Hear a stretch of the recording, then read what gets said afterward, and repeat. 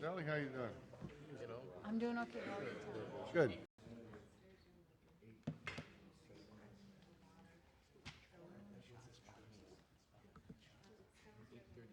We got a quote here. He's going in next year. Thank you. Ron? Yep. Sure, no problem whatsoever. Goes out to California. Wild big city weekend. Big city weekend. Yeah. That's right. They just jumped right back in also. I'm just running along the way I go.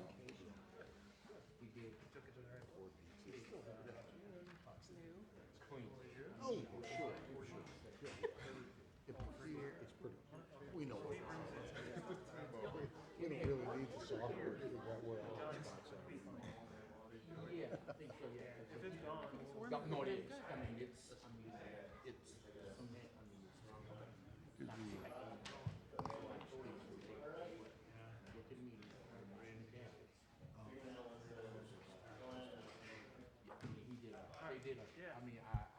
I can bet. The guy stopped by here. And I said, he said, no. Grab a chair. It is. So it's, yeah, that's. Do you want to sign that or did you just Yeah. want to sort it Still out? has to come. No, I got distracted. Yeah, I will, You know, I always like to double check the number. Hi. Buildings, yeah, ordinances. yeah. So I will take pictures. Oh, what's his name said that we've got a record. We've got 3 of them after 5 o'clock is what you said? Okay, he doesn't have a cell. I tell you what, Yeah. I'll get the picture. There you go. Okay, you will. Of Okay, course, okay, that'll I'll take change. I don't know if it's an update on our desk. Oh, well, Thursday, if you substitute 5 and put it 11, yeah. Yeah. Hi, Mike. Oh, they did. I think this is, hold on. Excellent. How's she doing? Well, she's in good spirits. This was the one I did. Thank you. Okay. Gary, how you doing? Not bad. Can't complain. If it is, same thing as me, pretty much game over. Yeah. Oh, yeah. Yeah. I thought about blowing off the name of the game, but I'm going to have several. I'm under for orders to be here tonight. And you're following her orders. These, yeah, for sure. Yeah. We don't know what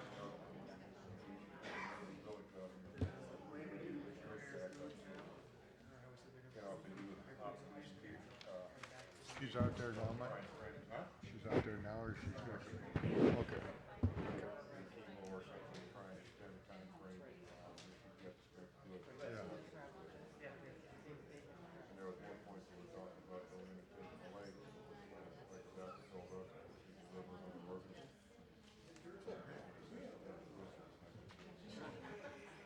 Supposed to be a trained observer. Nothing confusing. Art keeps shining his flashlight at you. My flashlight. Revised by MP on 417. It's all the star power over there that made that flashlight go dim.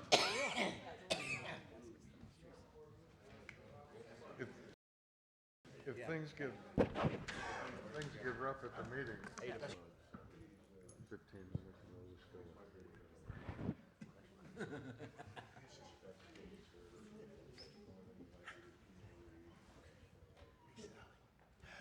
I'm doing good, Chief. Good to see you.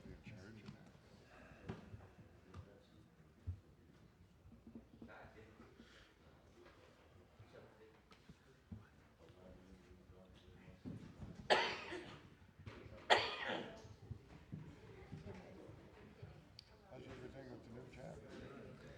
Going well. You haven't figured out where you're at. Right. Get the new copy of that. Which one? Seriously, there's 3. Be ready to leave as soon as you're done. There's a copy on your desk. Nothing is not. No, I just didn't know. Did you You rotate? gotta clarify. Hey, Andrew. I think I started. Was it? Okay. Liberty Village. Okay. Oh, jeez. You're right.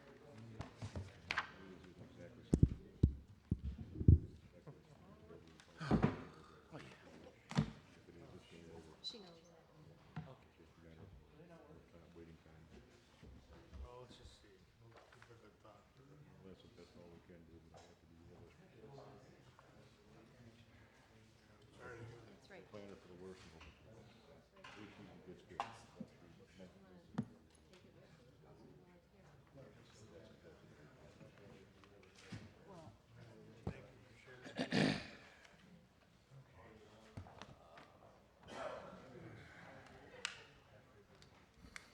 What all we got here?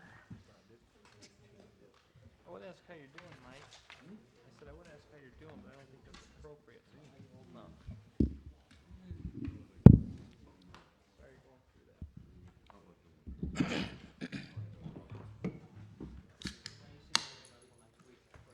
It now being 6 p.m., we will call this meeting of the Freeport City Council to order. I'm sorry.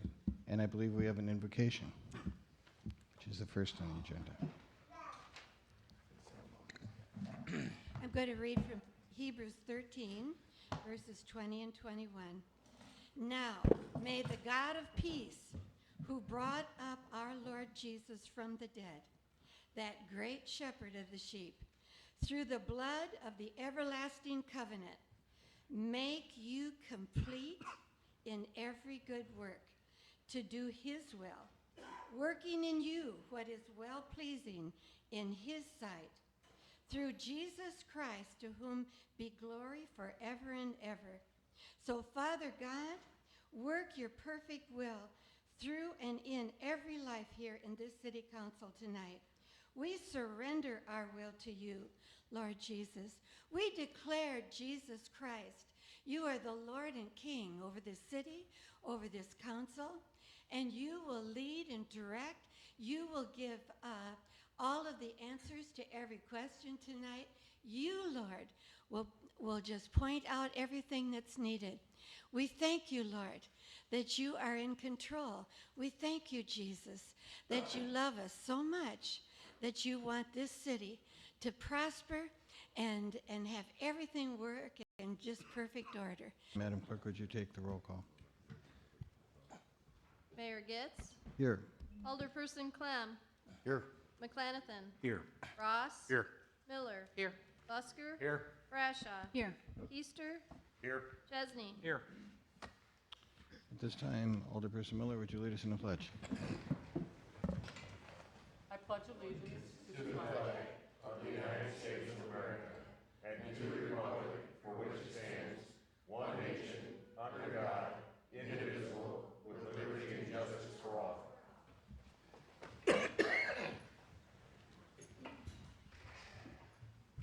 At this time, we would ask for a moment of silence in honor of the memory of former Mayor Dick Weiss, whose celebration of life occurred this Saturday.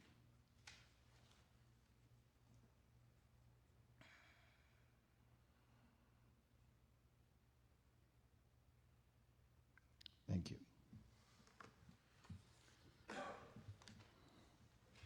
Before we approve the agenda, there are a couple of material changes, but minor changes. Under item 2, after minutes, the fire chief is going to introduce our newest fireman. Second, there is a presentation, Pierce Athletic Team, which is not for profit. They indicated they would be here, but they have a conflict, and so they'll be here later in the meeting. We're still meeting at 7:30. They'll be here then.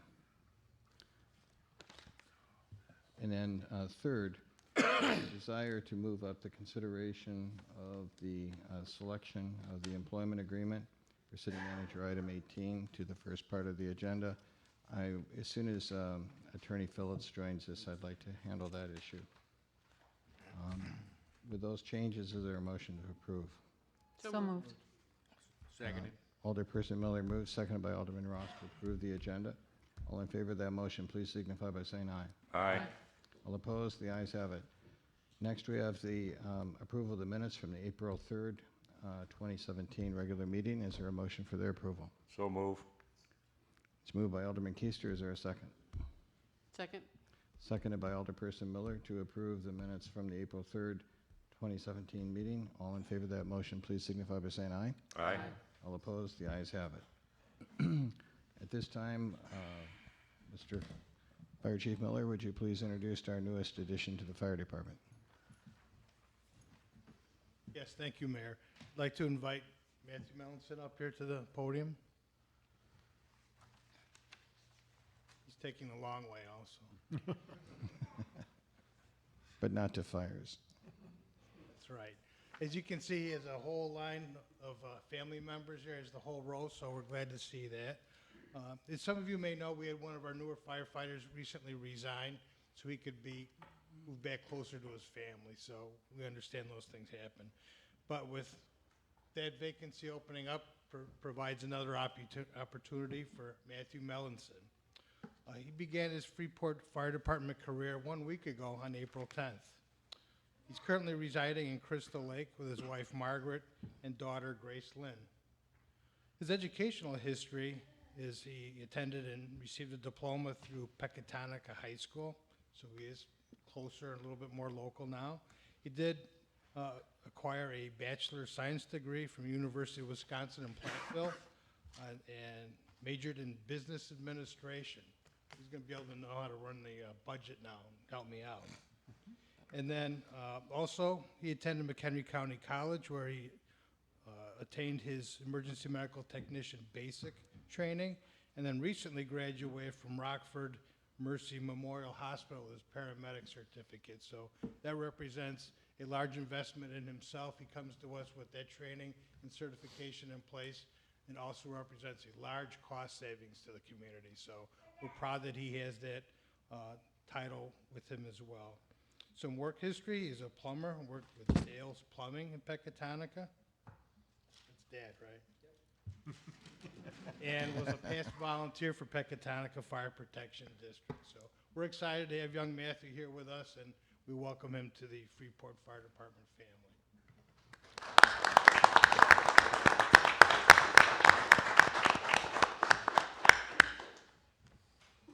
Matthew, you're welcome to not only make comments, but to introduce your family. Okay. I'd like to start with introducing my family. I'll start on the left with my dad. This is Dale Melanson, with my daughter Gracelyn Melanson. Then my mother Mary Melanson. Next to her is my wife Margaret Melanson.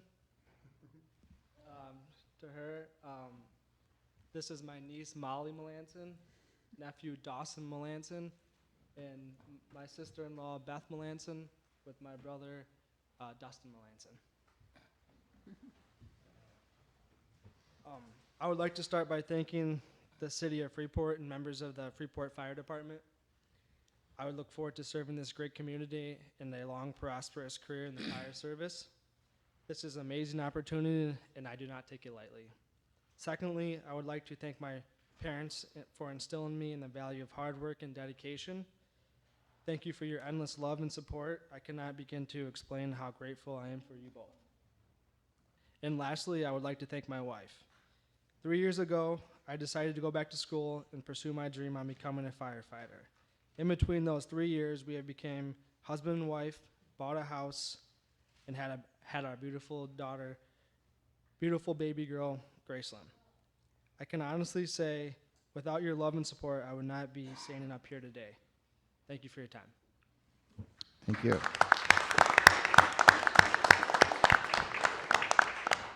Welcome and congratulations. Item 3 is an honorary resolution to recognize the Davis Mental Health and Support Group in the city of Freeport. Madam Clerk, could you read this resolution in full?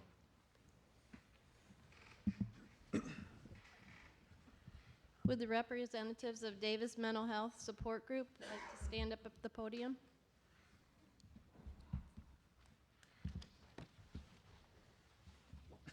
Whereas this is an honorary resolution to recognize Davis Mental Health and Support Group in the city of Freeport. Whereas May is Mental Health Awareness Month, and we can all help increase mental health awareness and reduce the growing number of suicide incidents.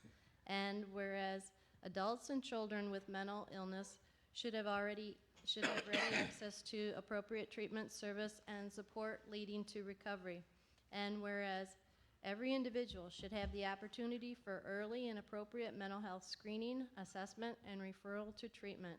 And whereas greater public awareness about mental health illnesses can change negative attitudes and behaviors towards people with mental illnesses.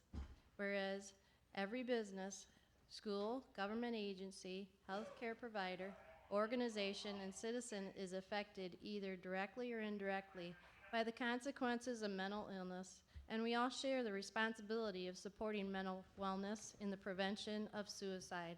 And now therefore be it resolved by the mayor and the city council of the city of Freeport that we hereby recognize and commend the Davis Mental Health and Support Group for their dedication and support efforts on behalf of all people who are affected by mental illnesses.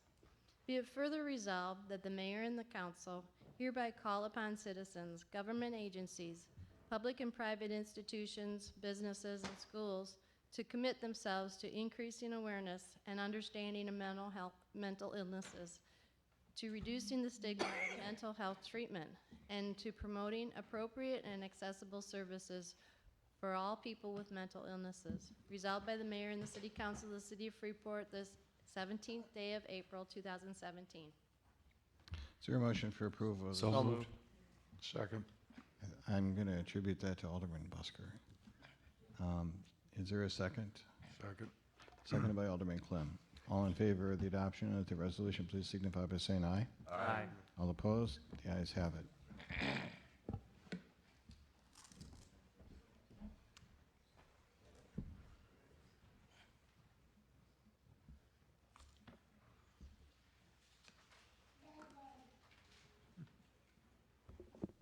On behalf of the City Council and the Mayor, I'd like to present you with a copy of this honorary resolution.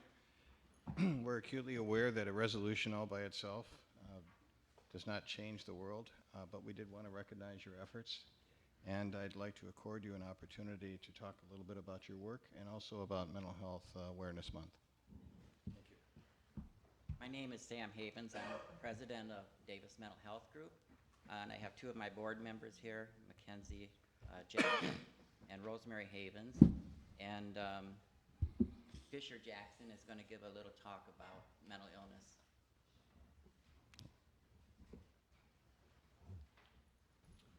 On the behalf of the Davis Mental Health Group, we are requesting that the proclamation for the month of May 2017 be recognized as Mental Health Awareness Month in the city of Freeport, Illinois.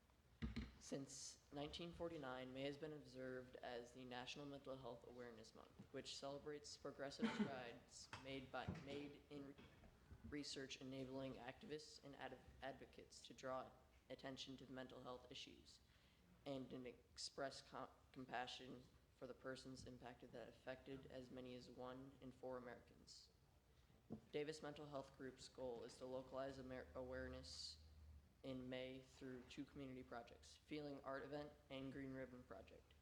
We believe empowering the community through interaction help through the stigma associated with mental illness by providing an opportunity to express compassion and draw attention to the need for establishing proven methods that can help change lives for those impacted by local citizens' knowledge, support, and guidance they deserve. We kindly thank you, Freeport City Council, for your consideration in proclaiming the month of May 2017 to be recognized as Mental Health Awareness Month in the city of Freeport, Illinois. Thank you. Thank you. Thank you for your work.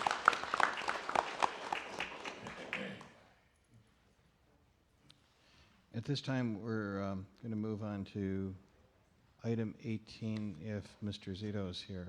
Is he present? Thank you. To the council, we're going to hear item 18, which is adoption of resolution 2017-25, resolution appointing a city manager and approving a city manager employment agreement. There were some legal issues earlier this afternoon that Mr. Zito and Attorney Phillips discussed. I think everybody's on the same page, and I think we're good. So at this time, Madam Clerk, would you please read item 18? This is adoption of a resolution R-2017-25, a resolution appointing a city manager and approving a city manager employment agreement. Okay. Attorney Phillips, have you reviewed this? Yes, I have. Okay. Are you good with every provision as it's stated? Yes, sir. Okay, Mr. Zito, is there anything that you would like to apprise the council on before they consider this resolution?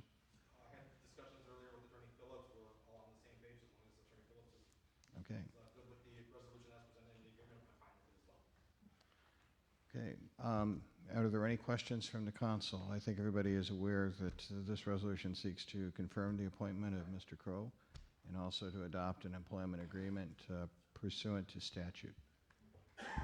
Any questions from council? Mayor, Alderperson Brashaw. thank you. I think it's very well written what we have before us. I was just wondering if you and the other attorney, or the two attorneys had made any changes that we need to be aware of verbatim. Mr. Zito? I'm unaware of any changes to the agreement since what was last presented. I believe our office sent the last version. It would have been last Wednesday, I believe is when it was presented to the city. I don't think that version has changed since. I think it's the same version that Attorney Phillips reviewed as well. Attorney Phillips? Thank you. The version that I reviewed today, I made no changes. Thank you. Further discussion? Mayor. Madam Clerk, and then Alderman Chesney. I'd just like to note that I did upload it to the website, so it is with the resolution now. Alderman Chesney. Thank you. We have Alderman-elect Bob Smith here tonight. Bob, if you could just real briefly for the record that you're in support of this resolution for Lowell Crow, I'd appreciate it. Is there leave for our Alderman-elect to add his comments to the record? As long If as you it's could do that, at the microphone. Mr. Smith, at the microphone, that'd be appreciated.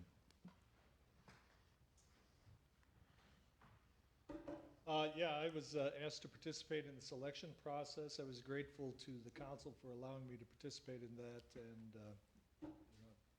I think that our selection of Mr. Crow was unanimous, and I couldn't agree more with that selection. So that's all I had. Any other comments? Any other questions? Not, the chair will entertain a motion to approve Resolution 2017-25 and the accompanying exhibit. So move. Second. It's moved by Alderman Keister, seconded by Alderperson Bradshaw. Is there any formal discussion? Not, Madam Clerk, please take the roll. Miller? Aye. Busker? Aye. Brashaw? Aye. Easter? Aye. Chesney? Aye. Clem? Aye. McClanathan? Aye. Ross? Aye. That passes 8-0. Okay, thank you. We'll now return to the regular order of business. Item 4 is a present, I'm sorry, item 4 we're skipping. Item 5 is an update on mental health program and the final contract for the health care. Mr. Lafferty and Mr. Odendahl, would you approach the new revised podium? Good evening, everyone. Thank you, Mayor. I'm Stephen Lafferty, and I'll be discussing a little bit of the summary of the last several years of changes in the health plan and things that we've taken to better control the costs on the group health plan. Ted Odendahl, that's Ted, will be discussing this year's contract, and Well Backus, who's an employee of the city of Freeport, he's a firefighter, and he's also on the insurance committee, will be highlighting and putting a summary together on the wellness program, which will be kicking off in a couple of weeks or so. In 2014, in 2011, 12, 13, and 14, the city of Freeport experienced a dramatic increase in the healthcare costs. In 2009 and 2010, those costs were relatively stable.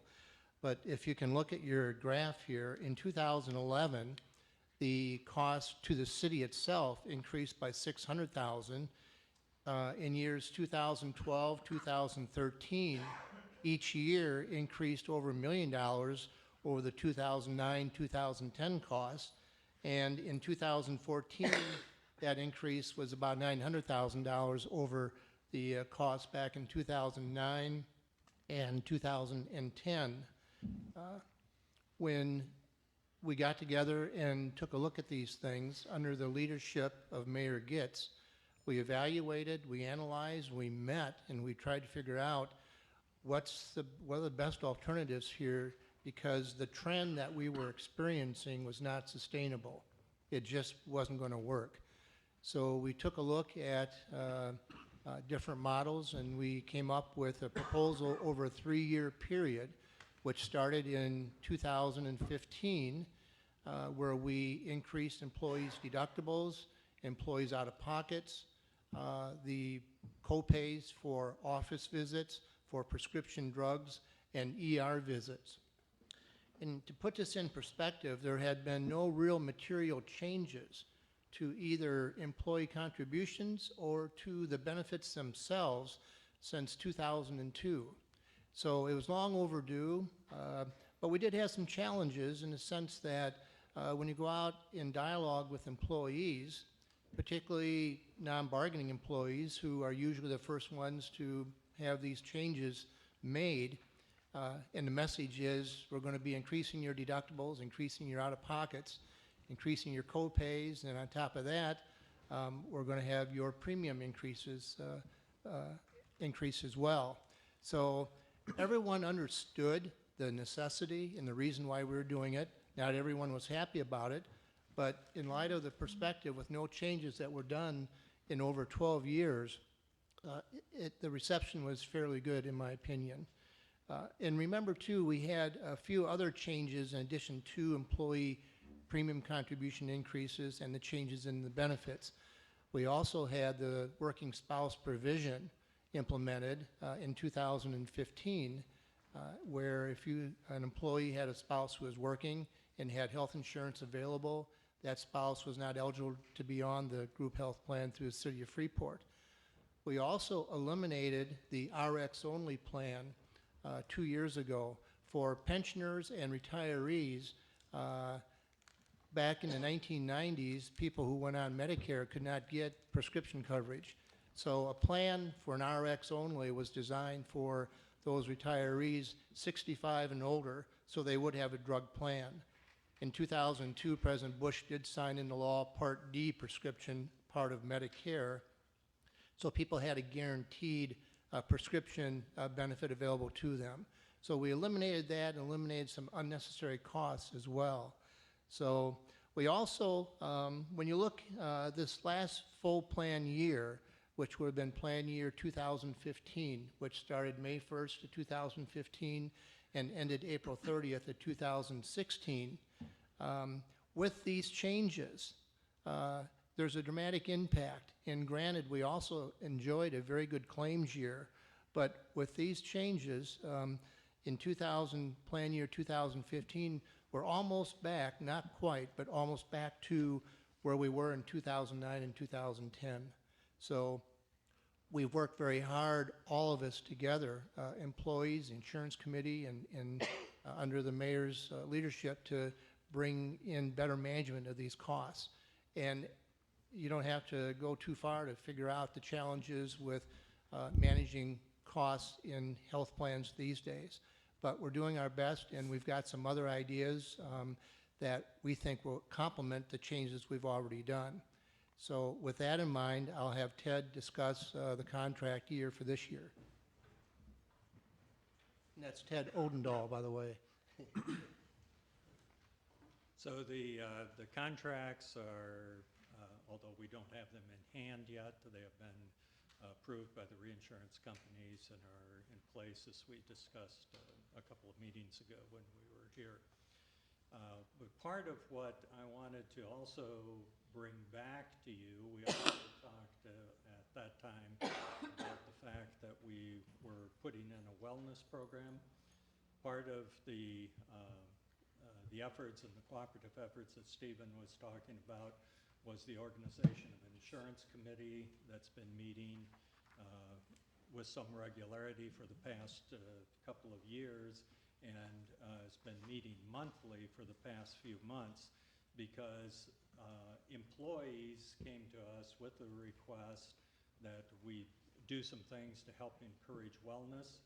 And I think this is a great opportunity to realize that in many respects, everybody is on the same page and ought to be on the same page in terms of working to try to control healthcare costs.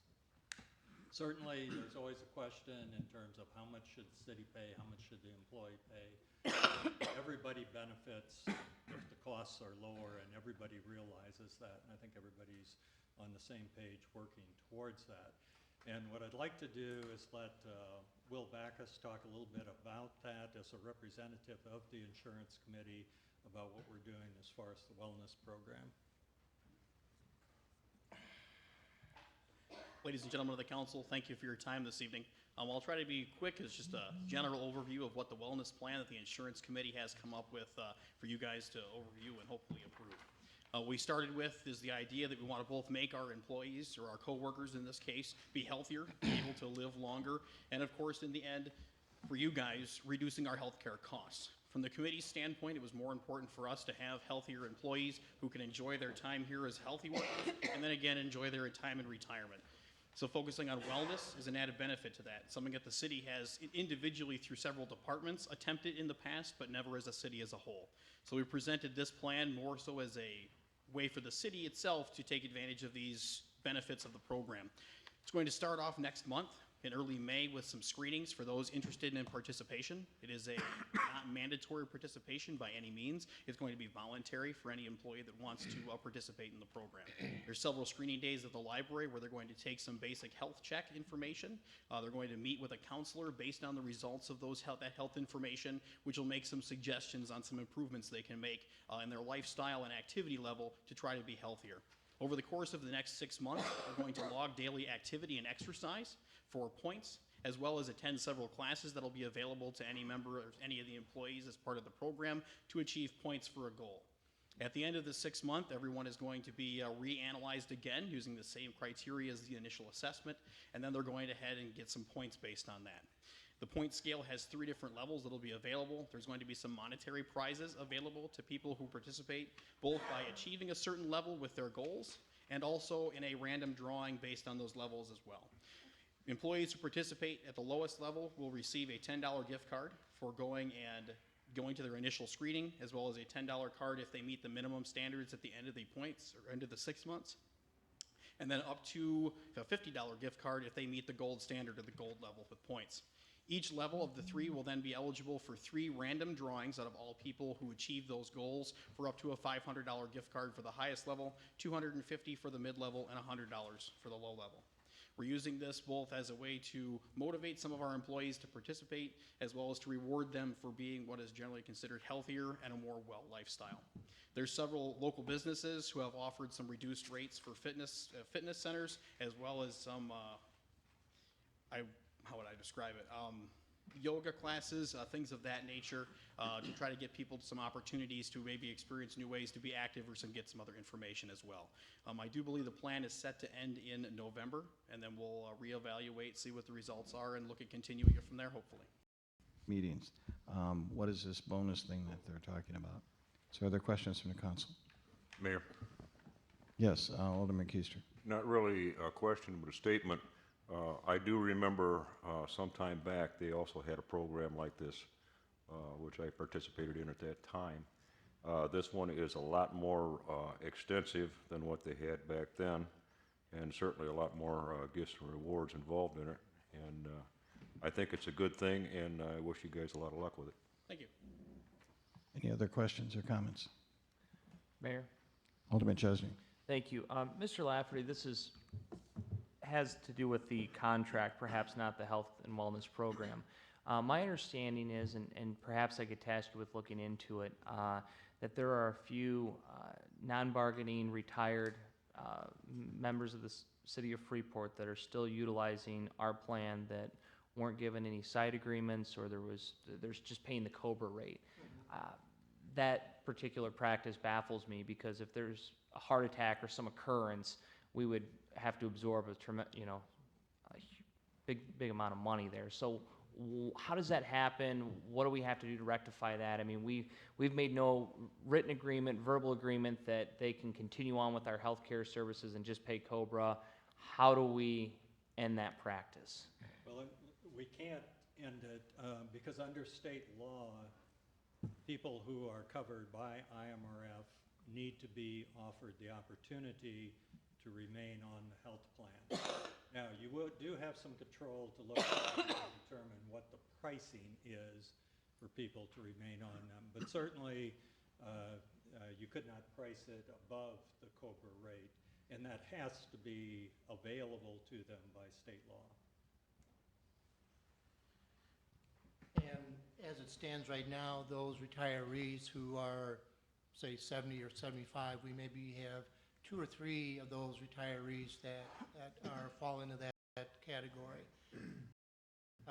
Currently, explaining is you can change, and correct me if I'm wrong, Ted, but you can change at age 65 the employee contribution amounts, where maybe the city would not contribute anything towards the employees who are 65 and over. They would pay the full COBRA premiums. Mayor? Alderman Chesney. I understood the legal requirement, but my understanding was at the age of 65, we could put them on Medicare, and therefore they would not be afforded the opportunity. But let me have a two-part question. Are you telling me that we're a retired person without a side agreement that contributed to IMRF, we are still, as a city of Freeport, paying a portion of their COBRA well into their 70s? I honestly do not know what the city's practice is off the top of my head in terms of what part you pay and what part the employee pays, and it may differ from people who retired at different time periods. I would have to research that. I couldn't tell you. Okay. Mr. Chair. Alderman Clem. Just a quick question. Wasn't Illinois regulation, COBRA is a federal regulation. So the state of Illinois requires that certain things be available to retirees who have qualified in the IMRF program. There was, Affordable Care Act, which had guaranteed coverage with no pre-existing conditions. We're in a substantially different environment, so the city may want to reevaluate some of the things that they're doing. Also, each individual, it probably makes sense for them to be evaluating on an individual basis. 100% premium, which would probably be interpreted as the COBRA premium. Mayor? I'm sorry. Mayor? Alderman Chesney.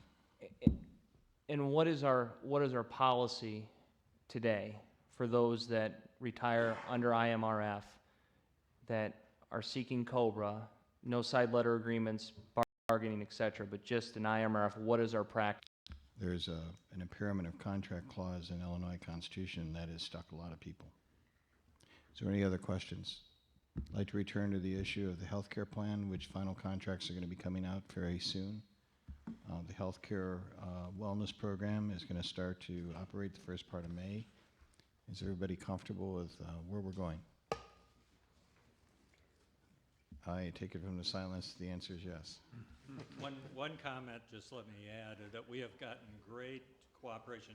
I mean, this came from the employee group as an interest, but we've also gotten great cooperation from FHN as far as helping us provide the assessment availability, and also from the Stevenson County Health Department.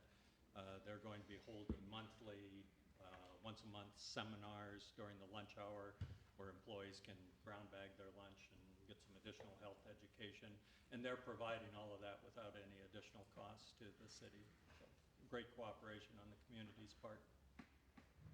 Thank you. Before you depart, I think it might be useful for you to compare this with our HR director and to prepare a memo on some of these agreements and retirees and how the law interacts with our present practices.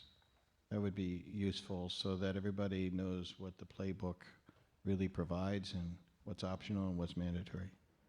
if you could undertake that assignment for us and do that relatively quickly, like by the end of April, I think that'd be helpful.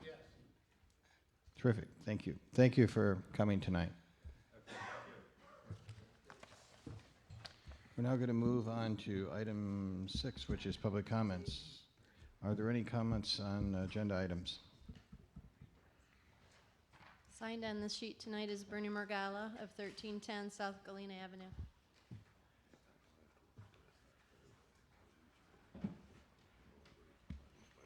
Good evening, everyone. Bernie Regala again, she said, my address. I want to address just what you were talking about, the OPEB that's coming up. And in the appropriation ordinance we've got coming out, you said that we should not be charging 61 or going to charge all our costs into 61 next year. OPEB was set up last year by me, in a sense, to be able to take care of the $15 million that you're going to get hit with this year in this year's audit. So we got to be careful about how we handle that fund going forward. This year, you're pretty fortunate. I believe we have a credit balance in that liability account that's set up, which can fund the amount that you want to fund in the 6th part of that. When I set this thing up last year, I dealt with the maximum cost that the insurance people gave us of about $3.7 million. I took in the budget of $3 million, and I also considered the $250,000 that the employees paid in. This gave me a difference of $246,000. That $300,000 that's sitting in Department 63 accounted for that, leaving me a cushion of $63,000 in case we had any employee changes that would eat up that amount. So technically, we are, I think, in pretty decent shape this year, because I do see that we have probably not spent as much this year on COBRA. I'm not sure, but I looked at the treasurer's report. You have $463,000 in differences on that, on the difference between revenues and expenses and changes in balance sheet items that can be utilized. Getting back to the comment on OPEB as it relates to our retirees 70 years of age and over, we have to think back in time a little bit when our police and firefighters and some of our other employees retired without having to pay Social Security. That I don't think we have any more people left on our payroll that way. But those people may be retired, so we would be obligated to pay their COBRA rates or have them on our insurance into their 70s if they fell into that category. It is my understanding that if they paid into FICA, not FICA, but Medicare, Mr. on McGruller, your their time is payroll at an end. deductions, that they would be not collecting on after 65. They can go 100% to Medicare. Thank So you. that, I think, is the limitation. So you all have a nice evening. We now move to item 7, which is the consent agenda. Is there any item that a member of the council would like to remove for further consideration? Seeing none, is there a motion to approve the consent agenda as presented? So move. Alderman Busker moves approval of the consent agenda. Is there a second? Second. It's seconded by Alderman Keister.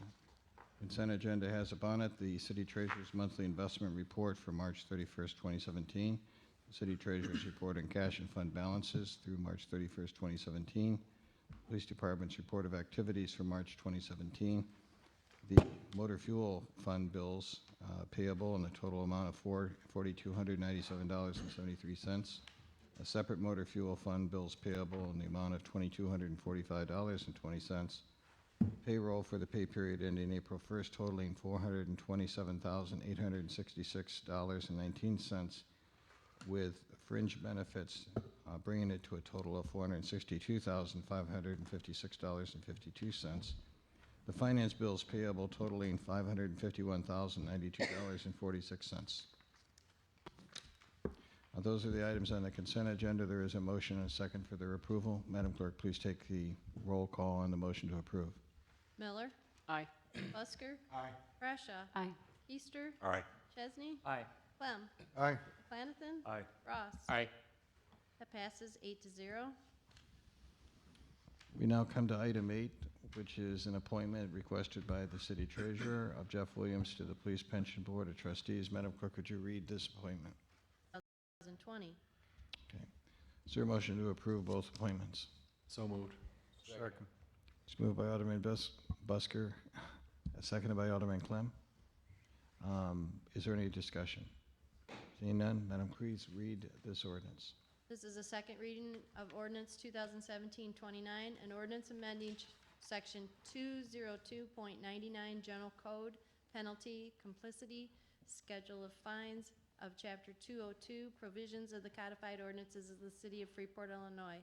The first reading was held on April 3rd. A motion to adopt was given by Alderperson Clem, seconded by Alderperson Brashaw, and the ordinance was automatically laid over to tonight's meeting.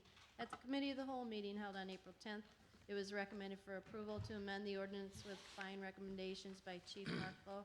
If you noticed in the council packet, we provided hyperlinks to both ordinances, the one that's on the floor currently, and then the one that was recommended out of the Committee of the Whole. Okay, the second version, which you will see, is marked on the first page as recommended by the Committee of the Whole on 4/10/2017.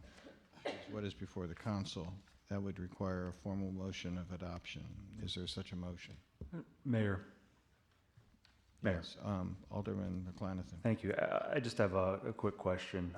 Chief Barkalow, I know I've seen a lot of some changes. Director Mills had some information on it late last week. You've had some documentation here.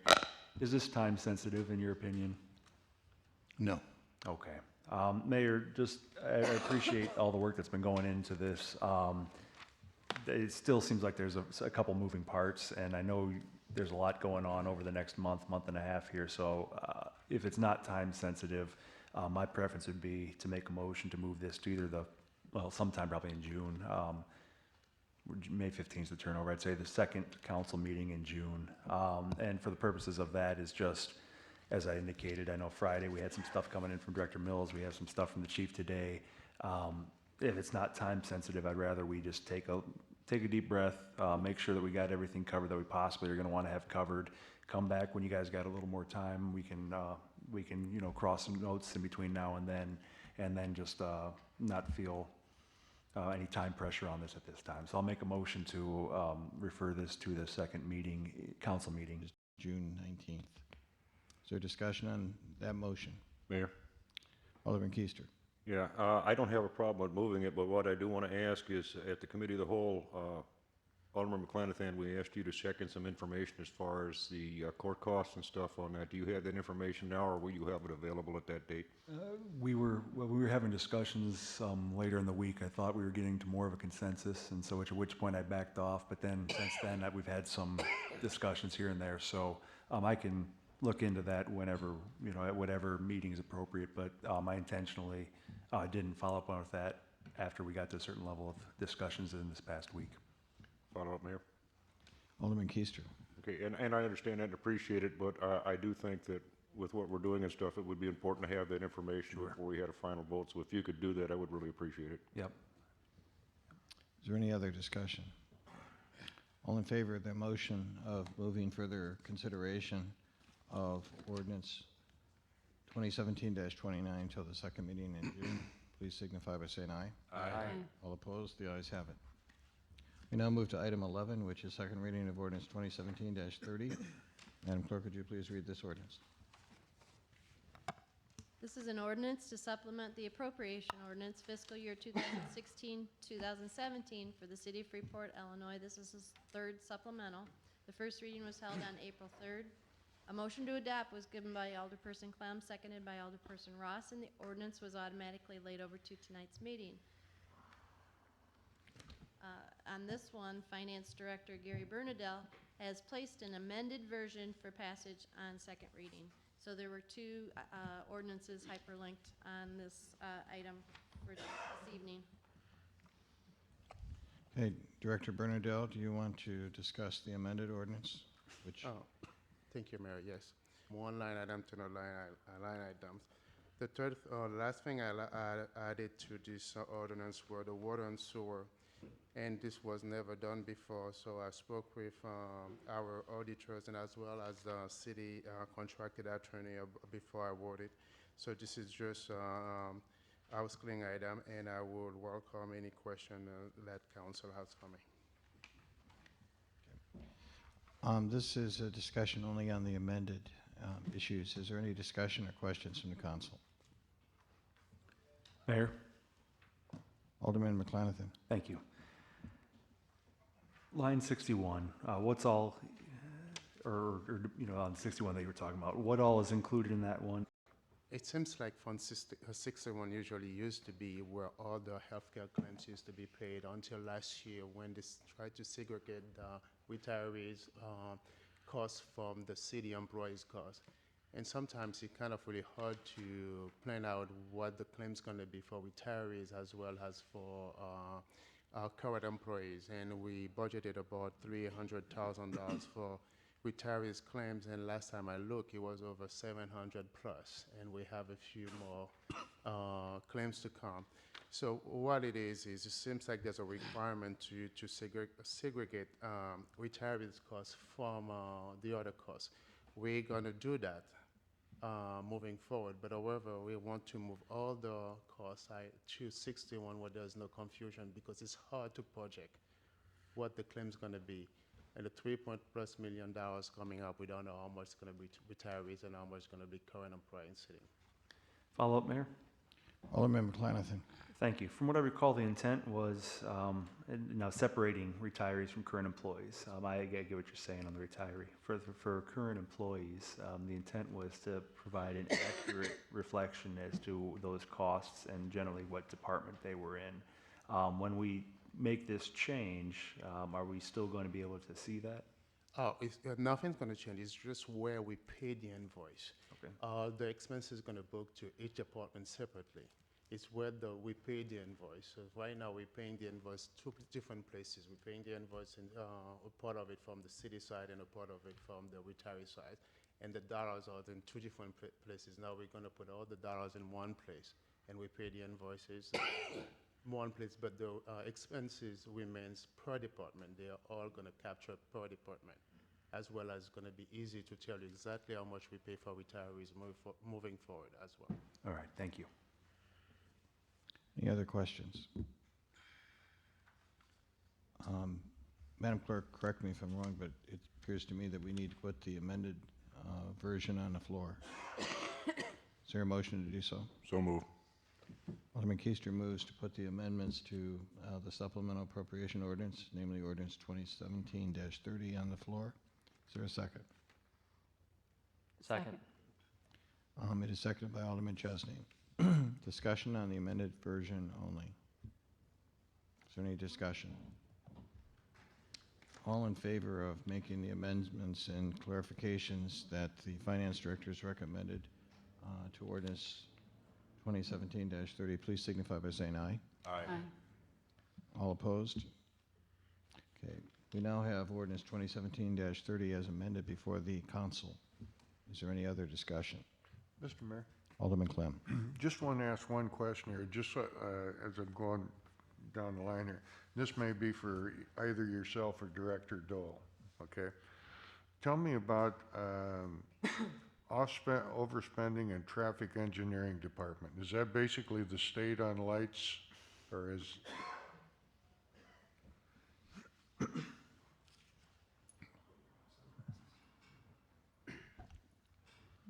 Director Dole.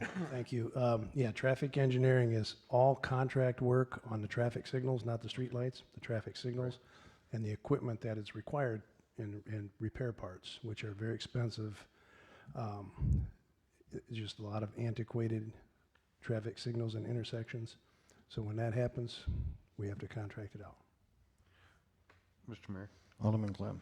We get, Director Dole, don't we get a specific number from the state every year, and do we absorb what the difference is? Just a question, you know, for information is all. Okay. Director Dole? Yes, we have a maintenance agreement with the state, and they actually reimburse us. Matter of fact, we just submitted for a reimbursement today of $13,000 or $16,000. They pay a percentage of, we have 18 intersections. They pay a percentage of each intersection, whether it be 100%, 75, or 50, depending on the intersection. But they pay back so much per intersection for all of those repair costs and materials, yeah. Okay. I appreciate it very much. Thank you. Yep. Any other questions from the council on the supplemental appropriation? Seeing no additional discussion and no further questions, this ordinance having been amended on the floor, Madam Clerk, please take the roll call on the motion to approve. Miller, Aye. Busker, Aye. Brashaw, Aye. Keister, Aye. Chesney, Aye. Clem, Aye. McClanathan, Aye. Ross. Aye. Ordinance 2017-30 as amended has passed. Okay, we now move to item 12, which is second reading of ordinance 2017-31. Madam Clerk, would you please read this ordinance? This is an ordinance amending Chapter 1442, Permits and Fees of the Codified Ordinances of the City of Freeport, Illinois. The first reading was held on April 3rd, 2017. A motion to adopt was given by Alderperson Clem, seconded by Alderperson Brashaw, and the ordinance was automatically laid over to tonight's meeting. Is there further discussion or debate in regard to this ordinance? I believe there is an amendment forthcoming. Thank you, Mayor. Alderman Chesney. Thank you. And thank you, Director Mills, for your hard work on this, and Alderman Keister's suggestion on simplifying this process. The only amendment that I would have would be the amendment of item F, which is a disposition of fees, to strike item F1, item F2, and replace it with the city treasurer shall deposit the earned from the imposition of the fees provided in that the section as follows: plan review fees 100% into the corporate fund. Item 2, building permit fees 100% into the corporate fund. The logic behind this particular amendment is we have to start paying for the labor to provide these particular oversights and services, and I believe this amendment will accomplish that. There's a motion to amend the ordinance with the language which has been distributed. That is amending item F. Is there a second? Second. Seconded by Alderperson Miller. Is there any discussion in regard to the amendment? Mayor. Alderman Keister. Obviously, I wasn't here when this originally was discussed, so if somebody could explain to me why this was put in there in the first place, what was the purpose behind putting 50% of it into the capital improvement fund on two different spots? Would that be for reimbursement of the time for the inspector to inspect, or what would that be for? Fire Chief or Director Mills, would you like to? I realize that both of you are somewhat at a disadvantage because this is longstanding language. Director Mills? That would be my assumption, is that the plan review fees that were split like that because community development is not the only department that reviews those plans. The fire department reviews them as well for sprinklers, things like that. And as you would note, the current way the building permit fees are split, 95% and 5% to the capital fund, that I don't know what the reasoning of that one was. Well, I guess it falls to me as the old timer here to give some background. I don't think I was here when this was actually put into the code. I was there shortly thereafter. But the plan reviews, more often than not, heavily involve the fire department. So the thought was to build for capital that the fire department would receive some money from this because they're so heavily involved in the plan reviews. In regard to the building permit fees, the fire department usually provides small number of services compared to community development. So you see that number already goes into the corporate fund by and large. In either sense, it is all about offsetting the cost that the city incurs to undertake these reviews. Regarding whether you change that split, I don't think that the administration has any position on that. Fire Chief, do you have any thoughts? Yes, thank you, Mayor. Director Mills did cover that quite in detail, at least to the extent that I understand it. I realize that some of those fees were coming back to the fire department because, as he explained, We did do the plan reviews for suppression systems, egress, things of that nature. Obviously, it's not, a huge amount of dollars, but by the same token, those are dollars that could also be allocated in the event we'd outsource something that's beyond our capabilities or scope of practice, whether it's something extremely large or high hazard facility, something of that nature. So again, that amount was just sent back to the fire improvement to offset some of the personnel costs, which do get generated through general fund, personnel costs. Is there discussion on the amendment itself? I want to take care of the amendment, and then we'll go to the ordinance itself. Mayor? Alderman Keister. Well, keeping in mind that it is to offset costs for labor that is being done by the fire department or by personnel there, I would not be in favor of doing it away with it completely. Certainly, maybe 50% is too much, maybe 25% would be more appropriate. But since they are doing a lot of time and a lot of work in investigating this, I would not be in favor of doing away with it altogether, since they should be entitled at least a little reimbursement for it, for their time. Mayor? Alderman McLanathan. Thank you. Chief, the costs that you're talking about, on the personnel costs, are those costs that come out of the corporate fund as opposed to the capital improvement fund? Fire Chief? Yes, that's my understanding. That's what I had indicated, that personnel costs do come from the corporate fund. Okay, thank you. Further discussion on the amendment? There is no additional discussion. There is an amendment on the floor to direct these fees for both plan reviews and building permits primarily to the corporate fund. Madam Clerk, would you please take the roll on the motion to amend this bill? Miller, Aye. Busker, Aye. Brashaw, Aye. Keister, No. Chesney, Aye. Clem, Aye. McClanathan, Aye. Ross. Aye. Passes 7-1. Ordinance 2017-31 has now been amended. Is there any additional discussion in regard to the ordinance with the amendment? Seeing no additional discussion, Madam Clerk, please take the roll on ordinance 2017-31 as amended. Miller, Aye. Busker, Aye. Brashaw, Aye. Keister, No. Chesney, Aye. Clem, Aye. McClanathan, Aye. Ross. Aye. Passes 7-1.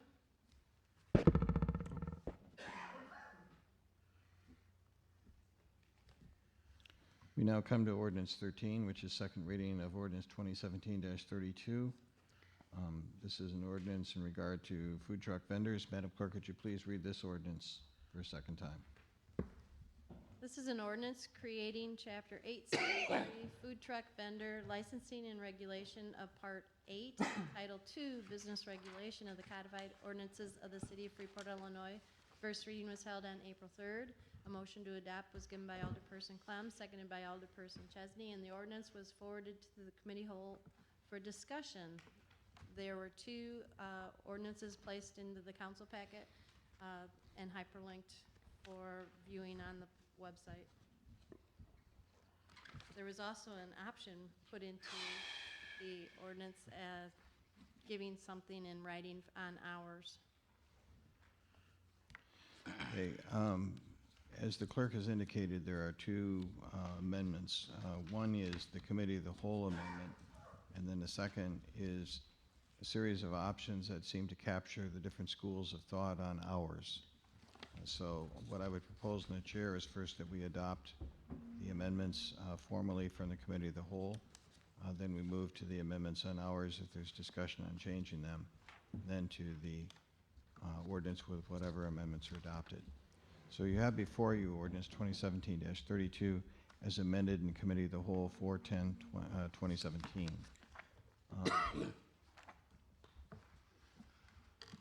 Do we need to go through those amendments in the committee of the whole? Is everybody pretty conversant? Mayor, Alderman Chesney. I make a motion to approve the amendment. Okay. Is there a second? Second. It's moved by Alderman Chesney, seconded by Alderman Clem, to adopt the committee of the whole amendments that were recommended on April 10th, 2014, which was dealing with the application of license date. There was also an amendment that Exceptions may be granted to the hours of continuous occupancy, temporary closure, and there's discussion of hours.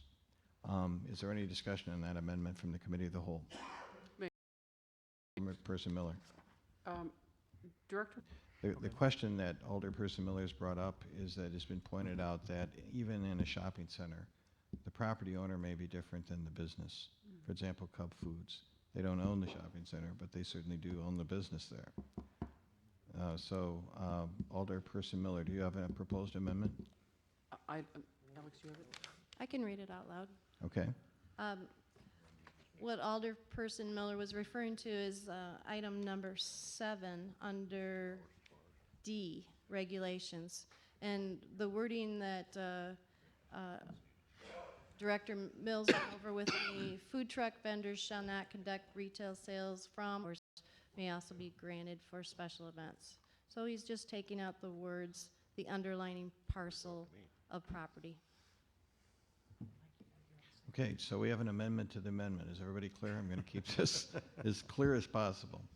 The amendment has been read into the record. Is any questions of understanding of what we're doing? If not, is there a motion for adoption? So moved. Second.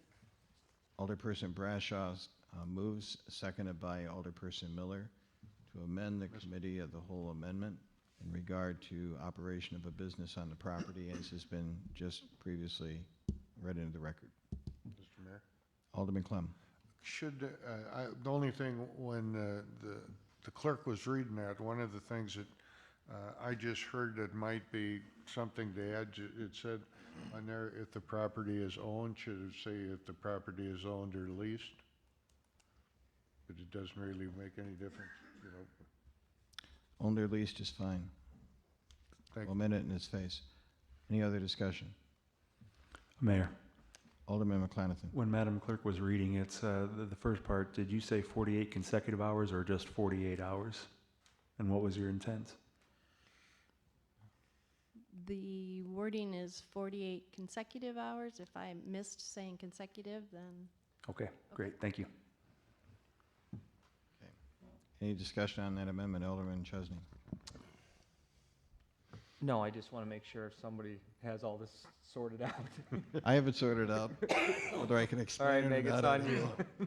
Is there a motion to amend the amendment with this language? We already did. We already did that. Okay, we've got that on the floor, we're good. Any further discussion? If not, Mayor?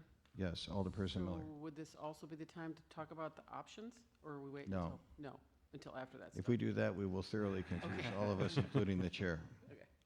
Okay, this is only in regard to operation of the premises. This is the amendment on the floor. Is there any further discussion? Is there anyone who's not sure what we're doing? We can read it again if you do need us to. I'm assuming that everybody understands what we're doing. Madam Clerk, please take the roll on the amendment to the amendment. Miller, Aye. Busker, Aye. Rasha, Aye. Feaster, Aye. Chesney, Aye. Clem, Aye. McClanathan, Aye. Ross. Aye. That passes 8-0. And Madam Clerk, please note that there's lease or lease property was added to that on the face of it. Okay, we now have the Committee of the Whole amendment with the operations amendment to it before the council. There was a previous motion to approve that amendment made by, I believe, Alderman Chesney. Is there any further discussion on the amendment? Mayor? Alderman Chesney. I'd like to make a motion to amend the ordinance to adopt option C. Second. Okay.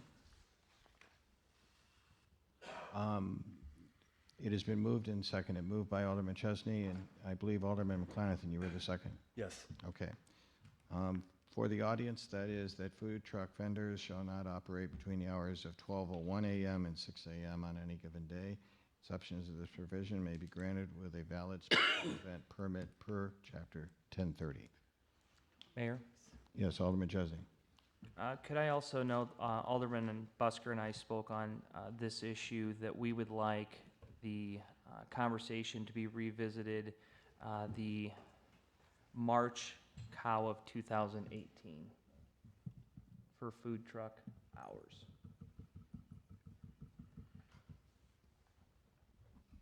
What would do is we'll enter that into the record. Okay. Mayor. Alderman Keister.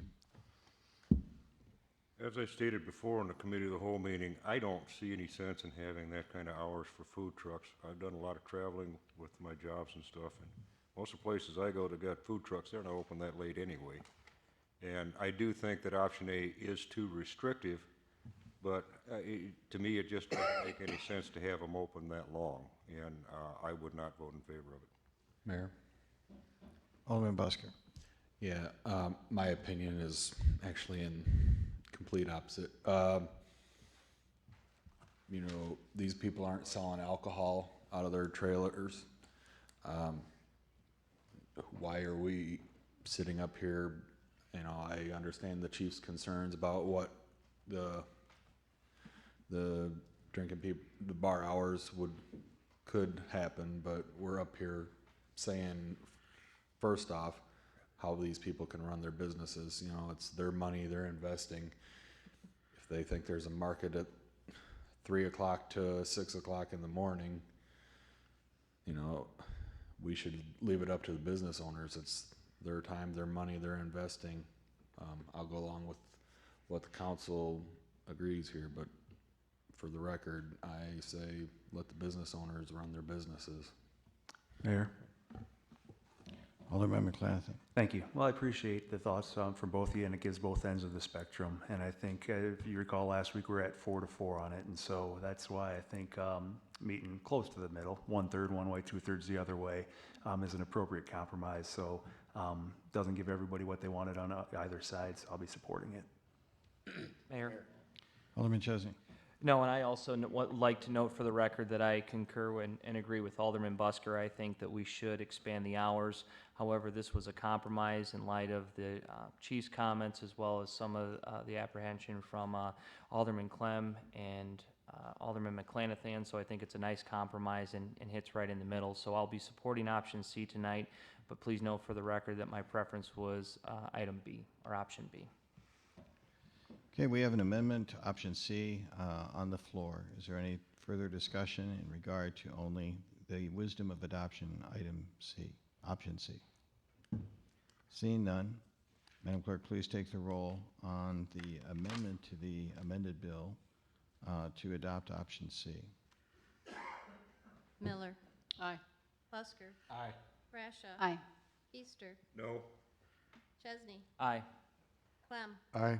McClanathan. Aye. Ross. Aye. That passes 7-1. Okay. Now we have the committee of the whole amendment with the 2 additional amendments that have been added to it before the council. Is there any discussion in regard to the committee of the whole amendment with this added amendment? Brasha. Aye. Easter. No. Chesney. Aye. Clem. Aye. McClanathan. Aye. Ross. Aye. That passes 7-1. Okay, now we have fully customized the car. Ordinance 2017-32, as amended, is now before the council for approval. Is there any other discussion on the ordinance as a whole with the amendments that have been added?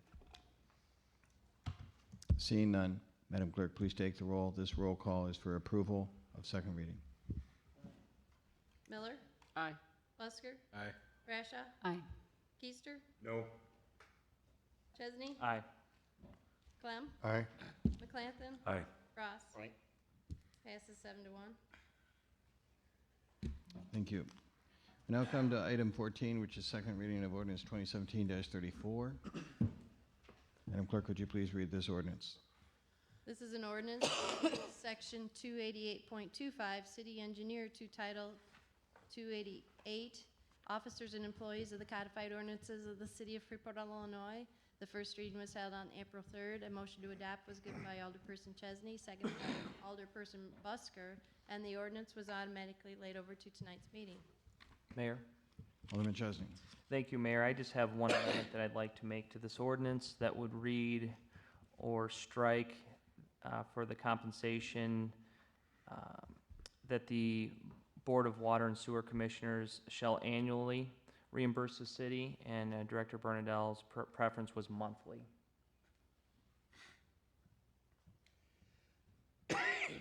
that right, Director? Yeah.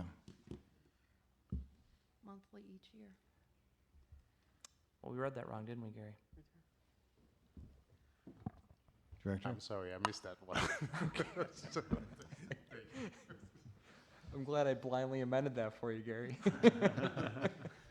I think it's been previously thought through. We'll remove that motion. Okay, the motion was withdrawn. For the viewing audience, this is a housekeeping ordinance that concerns the city engineer to make them a city employee, as opposed to split between water and sewer in the city. But we recognize that the city engineer also works with the Water and Sewer Commission, so they apportion and pay back part of the expenses incurred. It also clarifies the relationship between the city engineer and the city manager. Is there any other discussion in regard to this ordinance? If not, Mayor. Alderman McClanathan. Thank you. Just to expound on your comments there a moment ago. So it's anticipated based on paragraph B and everything that you had indicated there that obviously with this relationship between the two entities, there's going to be a lot of work in regards to the water and sewer projects, and nothing in this will interfere with the ability to work on that from the city engineer. That is correct. Thank you. And by the way, I have invited both the city engineer and also the director of the water and sewer, no language. So your point and clarification, Alderman McClanathan, is well taken. I think that this ordinance just simply clarifies you are a city employee, not a water and sewer commission employee. You do answer to the city manager. However, we recognize that you're going to do a substantial, perhaps even predominantly, a lot of your work for the Water and Sewer Commission. And this assumes that on a proportional basis, the Water and Sewer Commission will reimburse the city, which is not a change from the present. I also wish to share with the council that at the time this was prepared, I discussed with Attorney Phillips whether or not we needed to make provision to anticipate a deputy city manager. Because with the depth and the amount of work that we anticipate in water and sewer, we very well need a full-time person working on that. Alternatively, you can contract it out, but I think we have found that in-house is a lot less expensive. The position of deputy city engineer, should the council ever entertain the desire to restore that position, already exists in the code. So when we do the notes on this, Ms. Anderson and Ms. Clerk, I'd like to, the record to also include that language. So I think we're covered. I don't think this is a perfect ordinance, but I think it does what it needs to do. Mr. Mayor? Yes, Alderman Clem. Excuse me. I think there's a little misconception in this, and Peter and I have talked back on this, back and forth on this a considerable amount of time. And all it does is really, if you draw out your chain of command, it takes the person and puts it from here up to here. The person's going to do the same work, going to be accountable to the same person. He just has to fall someplace into this, into the chain of command, so it's not buried down under here. The city engineer has saved us hundreds of thousands of dollars on projects that he's done as far as overseeing modifications made to them and everything else. Peter and I just want to make sure, I know I'm speaking for myself at this point, but really want to make sure that there's nothing underlying here. It's not as though we want to change the structure of the way the water and sewer department works, or we want to change the relationship with it. So I just, really feel that it's necessary to say that, and we're just slipping the name up here. Work's going to be the same. He's going to be responsible for doing the same things, and he's done an excellent job for the city. I do want to share one other notation that I think should be discussed. The present situation is an employment agreement that was approved by the council with the city engineer. That employment agreement expires April 30th. Now, that doesn't mean that on May 1, he's no longer a city employee. It means that the special provisions of that employment agreement expire on April 30th. So I will be having a discussion with the council as to how you wish to proceed. My strong recommendation is in May 1, some type of an extension should be granted. So I want you to think about that for the next 13 days, because something needs to be put in place so there's continuity. But we haven't done that simply because I did not want to presume that this ordinance would automatically be approved in its present form. I wanted to wait until it's approved. Any other discussion? Seeing none, Madam Clerk, please take the roll on the motion to approve ordinance 2017-34 in second reading. Miller, Aye. Busker, Aye. Brashaw, Aye. Easter. Aye. About 5 to 6 this evening.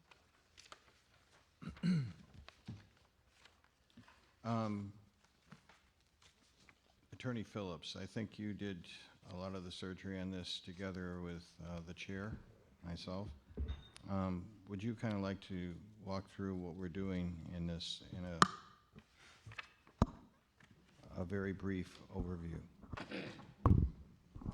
First of all, does everyone have, either through your computer version or the paper copy that distributed, copy of the revisions? We indicated at the time of the committee of the whole that this ordinance had some issues, and we thought that it was ambiguous in many parts and needed to be changed. I regret that it has taken us some time to get this worked out, but we think we have a pretty solid version now. So first I'm going to recognize Attorney Phillips, and I'm going to recognize Director Mills. Thank you, Mr. Mayor. Basically, what we changed this ordinance, if you remember the last time it was before administrative bodies, either the Planning Commission or the Zoning Board of Appeals. So in order to eliminate the need for a public hearing, because there was a need for quick action expressed by the council, what we did is we changed this only to a nuisance violation. Nuisance violations can be adopted without the need for a public hearing. And basically, this was written, our community development director did the yeoman's work on this, and I just came in and added a few things. The whereas clauses, as you might expect from the attorney, that's where they came from, based on other ordinances, based on the research I've done. And also, we also based it in part on an aesthetics basis in order to improve and maintain the appearance of the city because of the fact that we determined it may cause some problems.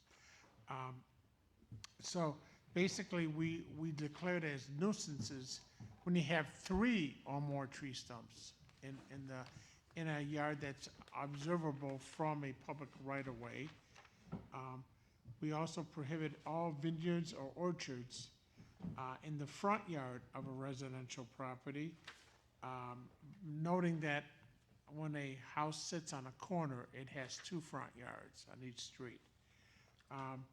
However, we exempted out from that any orchard or vineyard that might be planted upon any school grounds or any other public property, so it wouldn't apply to ban those.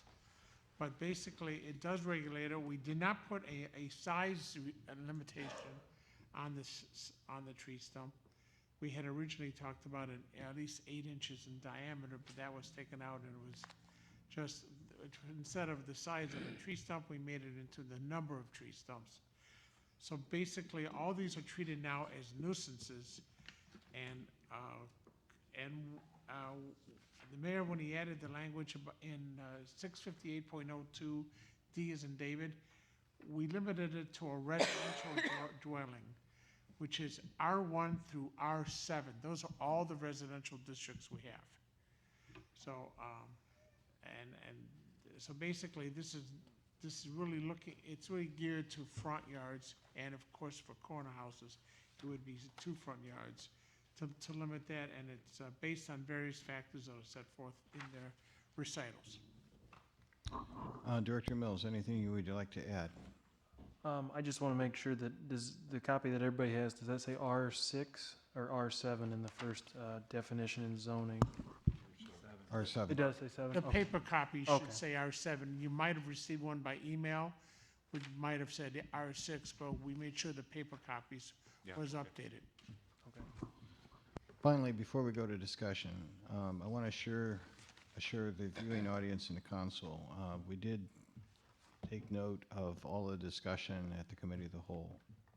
If you want to plant grape arbors in your backyard, we're not concerned. You can have as many rows of them as you want. You can't do it in the front yard. That's what this says. This is not going to affect anybody's garden. If you can drive down several streets and you can see some tree stumps sticking up, that's fine. If you have less than 3, you're good. If you have more than 3, we may be talking to you, but we'd like to just simply work through this. So we've tried to take into account what is the nature of the problem we're trying to address, which is primarily one of front yards that are aesthetically very displeasing and cause other troubles. So this has been crafted to exempt most of the other things. And since some of you are familiar with tree stumps that have been carved up into angels, teacups, and a variety of other things, there's an exception for that as well. But if you try to take your 6-inch stump and turn it into artwork, well, that'll be an interesting challenge. So that's the changes that have been made in this version. Any questions from the council? Alderman Clem. I just wanted to make note of what was in here, because people tend to forget about it. If you live on a corner property, you basically have 2 front yards. So keep in mind that side yard has the same description and everything else. Everything on the front yard moves over to what you can have on a side yard.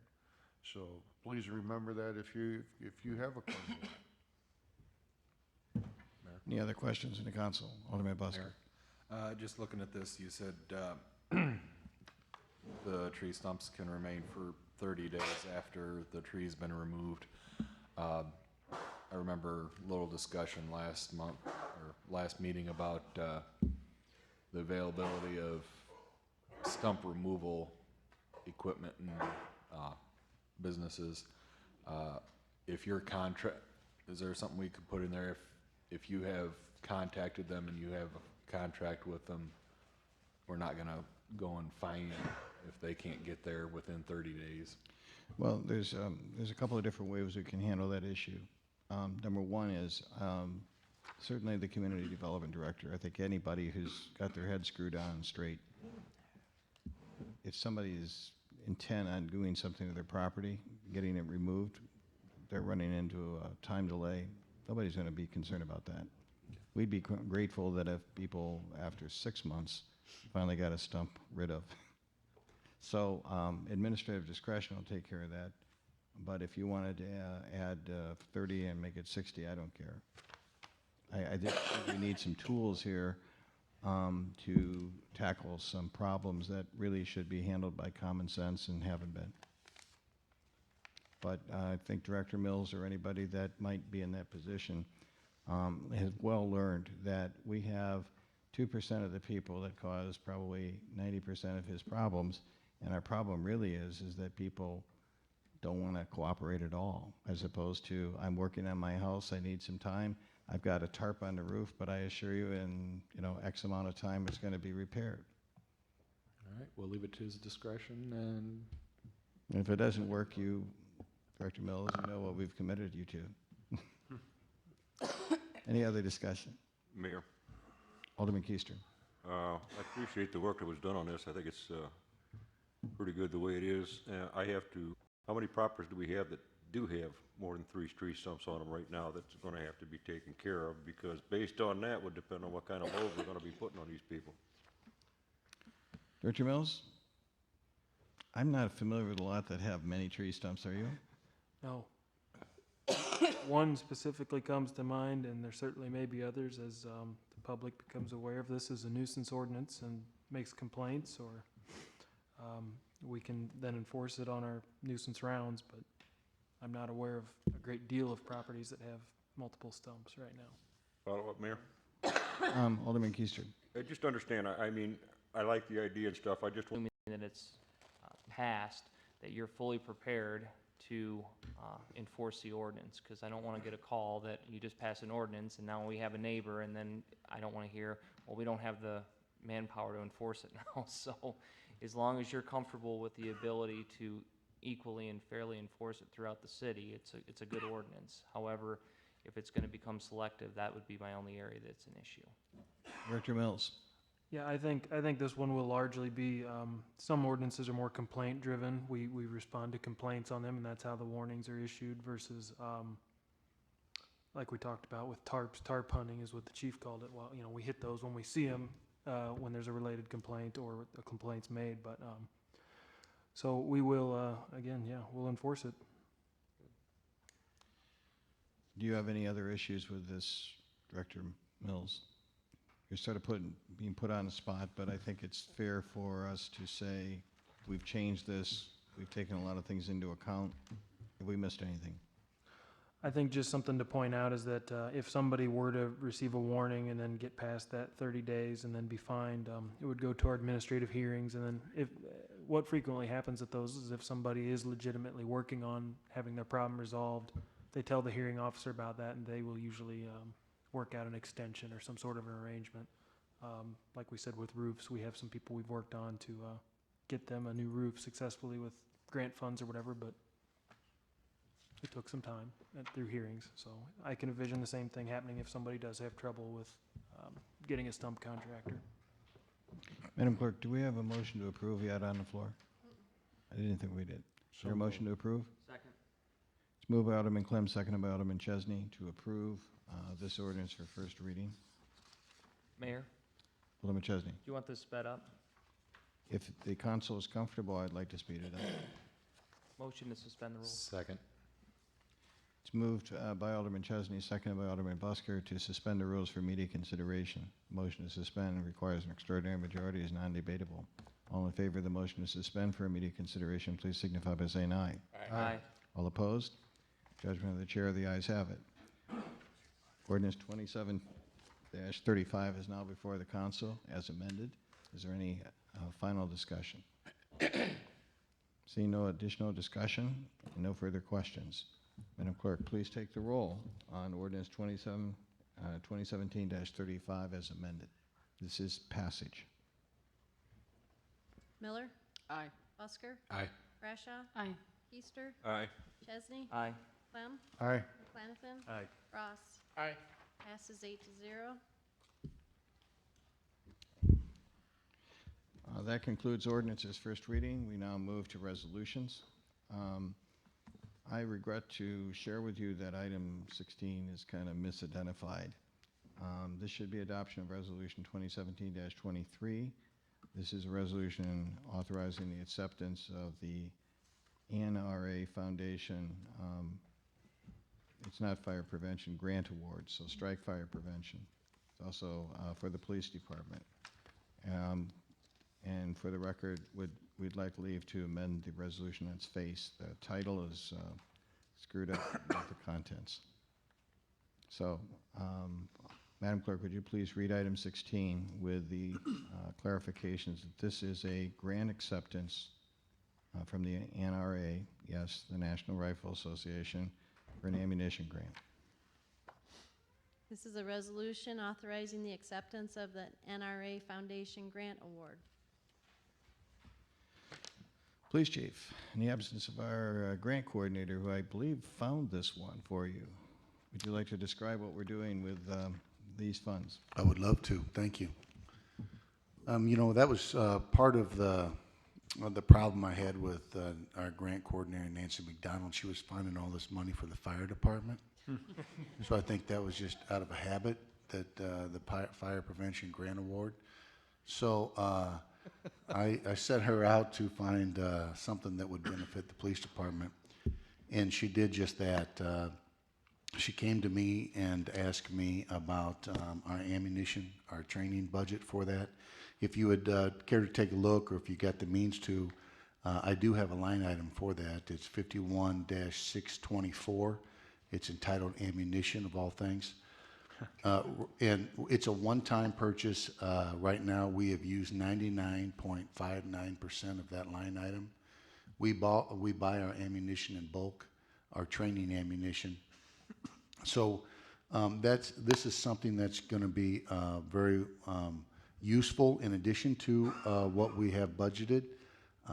There are certain requirements state mandate sets out for police departments all across the state We only, it's hard to believe, we only have one mandatory qualification a year, just one. Now with that, we have a couple practice dates, and then we have the qualification. And then we also, our SWAT team, we call it our emergency response team, our ERT. They also qualify in doing, SWAT is special weapons and tactics. So that's exactly what we do with that. Then in the fall, we do another practice dates and then some scenario sessions where we'll come into some certain scenarios that we set up out to the range.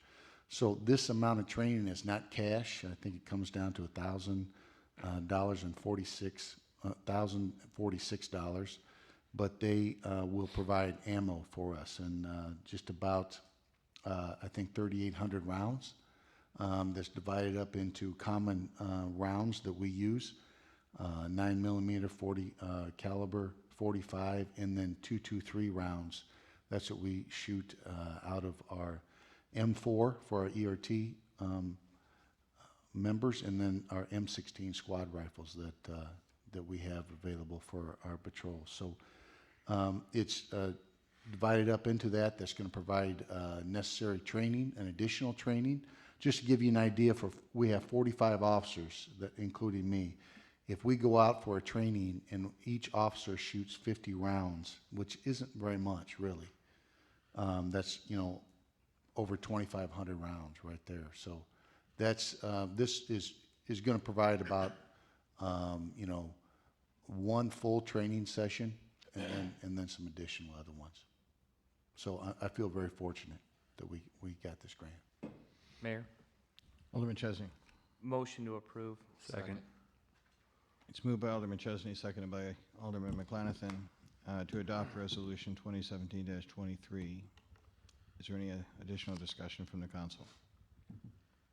Seeing no further discussion, Madam Clerk, please take the roll on the motion to approve Resolution 2017-23. Miller, Aye. Busker, Aye. Brashaw, Aye. Keister, Aye. Chesney, Aye. Clem, Aye. McClanathan, Aye. Aye. Ross. Aye. That passes 8-0. Terrific. We've already dealt with, no, we haven't. We still have one more. Right, we dealt with 18. We need item 17. Would you please read Resolution 2017-24? This is a resolution authorizing modification and extension of service agreement between Stevenson County Senior Resource Center and the City of Freeport. I believe the council has a memo summarizing the changes in the agreement. We're getting ready to submit our application for the next fiscal year with the state. Director Mills, would you please summarize the reasoning behind Resolution 2017-24? Thank you, Mayor. The city has entered into a purchase of service agreement with the Stevenson County Senior Resource Center, located here in Freeport, in the past to provide the operation of the buses for it is a one-year beginning of the meeting tonight, and I apologize for the lateness. This was a late Friday. We got this back from the Senior Resource Center's attorney, and then we had a meeting this morning to make sure we all equally understood the provisions. The three essentially changes to the contract, which would go into effect July 1st of this year and run till June 30th of 2018, can be found on page 2. Is changed from last year's contract, so instead of saying 3 optional annual extensions, it now says 2 with the same end date of 2020. Page 5 outlines that all maintenance on project vehicles shall be coordinated by the provider in accordance with the maintenance plan prescribed by the city. What this means is that the Senior Resource Center will be handling the maintenance of the vehicles, which are the city's, according to the guidelines prescribed by the city. That is again mentioned on page 14, and all these changes are highlighted in yellow. That the provider will do both the routine and the unforeseen maintenance on those vehicles in accordance with the manufacturers, cities, departments, and the FTA's prescribed maintenance guidelines, whichever is strictest, and regularly advise the PCOM of the status of those vehicles.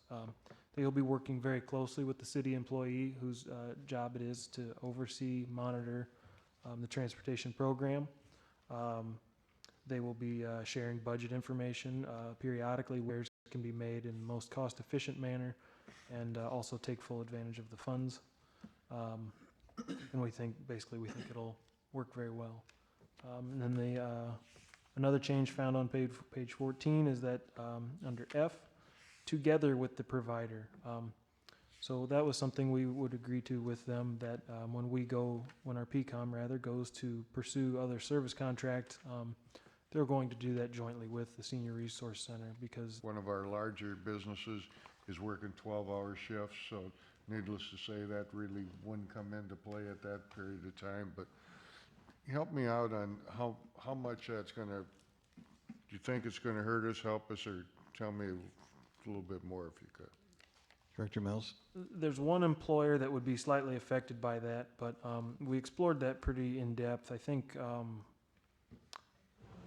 it was either 7 people or 13 people. I can't remember which number it was, but it was, let's say it's in between there, that you would have regularly using that. If the service were to end at 10, the thought behind that was that they would still be able to catch a slightly earlier ride at 9:30 or 9:40, let's say, and they would get to work a little early, but they could still utilize the service if they wanted to. Otherwise, they certainly have, there's certainly private cabs in operation, several companies in Freeport that could provide service after 10 p.m. Also, carpooling is a effective way of getting to and going back from work, saving fuel and things like that. So, and the cost savings to the senior center was fairly significant in terms of their operational costs. So that is why we agreed to explore that with them, and we agreed, staff. Service or another service similar to that be utilized as a reduced cost in the funding deal, or? Well, I think they could certainly, as a private entity, pursue on their own if they wanted to, working out employer agreements. I think they have looked into that. One of the other things we're looking at, they had the annual training down in Springfield, I think 2 weeks ago, that our employee went to and the senior center employees went to. They attended all the same sessions. They're trying to see how that's done in other places. It is not usually done with cab companies, with private services. It was more along the lines of, let's lease a idle nursing home bus or something along those lines is how they've more done that. So that's not to say something's not possible, but it's clearly something they're going to have to do some more homework on to figure out if it's viable or not. Appreciate it, thank you. Mayor? Further questions, Alderman Chesney? Thank you. Director Mills, my understanding is this particular grant is 100% paid for. Correct. If I may, Mayor? Alderman Chesney? Okay. Given that it's 100% paid for and local money is not being used to provide these services, why would we go backwards in hours if we can still receive approval from the federal government to expand services? Because we're not necessarily, why are we, it seems like that we're limiting service Operations. might be the right thing to do, but as you noted, this is going to impact a business, and I think that it's going to impact additional people. If the cost is zero, why are we going the opposite direction? Director Mills? Local cost. I think what we've done is listen to, in this case, listen to the operational concerns of our partner and put them forward to you. And if, I guess those, concerns aren't as strongly felt at this level, that's certainly valid. I think, again, I think it goes back to a lot of the idle time, and they're keeping their employees there with nothing to do, because they have to have a dispatcher as well, not just one driver out there on their own. Is that something council would like to explore further in this contract, or what would we, direction-wise? I just don't understand why we're going backwards, Mayor. Can you weigh in on that? I mean, if we've provided a program at 11 o'clock and we've worked on Easter and it's of no cost locally to the city, why are we reducing services? Other than some idle time that we will pay the Senior Resource Center for and be reimbursed for. That doesn't seem like a good deal. Alderman Chesney, I don't have to borrow a colloquialism, I don't have a dog in that race. I think the thinking of the Senior Resource Center is using the effective use of their employees and staff. So first, you have not a lot of activity going on at that time, and even though this is a grant program, I think that they look at this as what's the most effective and efficient use of the grant. The second issue, the employer accepted, is that there are other forms of transportation available. I'd feel personally very different about this if we didn't have the cabs. You actually have your choice of 2 cabs, and if you'll recall the public hearing on this, one of them was complaining that we were funding the transportation system, and he had to meet the bus company's rate structure. He couldn't charge what he'd like to charge because he was limited by the market he was serving. So it's not like, with the exception again of the employer, that there are not other transportation alternatives. I don't think that we have to beat this to death tonight, but if the council as a whole really feels deeply about the hours issue, and Director Mills and I have not discussed this, one thing we could do, if you're willing, is we'll defer further action on this tonight, but we'll ask you to join us in a special meeting if we need to approve this contract, and we'll try to renegotiate that with the senior center. So tell me what your wishes are. Mayor. Alderman McClathan. Thank you. And the reason you're saying we'd have to have a special meeting is because if we get to May 1st, they have to put out various notices because we're within a certain time period of the end of the contract, and we're trying to avoid that, correct? That is correct. Mayor? And if you recall, those notices are always misunderstood. Yes, Alderman Chesney. Well, respectfully, I don't know that we have to overcomplicate it. I'll just throw out an amendment to the contract on page number 12 that we return the hours to 11 o'clock and we strike Easter Sunday and see what the council wants to do. So I'd do that in the form of a motion. Second it. Okay, Mr. Mills, if the council approves this contract with that amendment tonight, are you reasonably confident that the senior center will accommodate it? I'll give it my best. I mean, I'll certainly explain to them the desires of the council and the thoughts behind it, and Okay, we have an amendment on the floor. The amendment, if you understand, is to restore the original hours pursuant to the status quo contract. Mayor. Discussion is in order only on the amendment. First Alderman Clem and then Alderman Keister. Alderman Clem?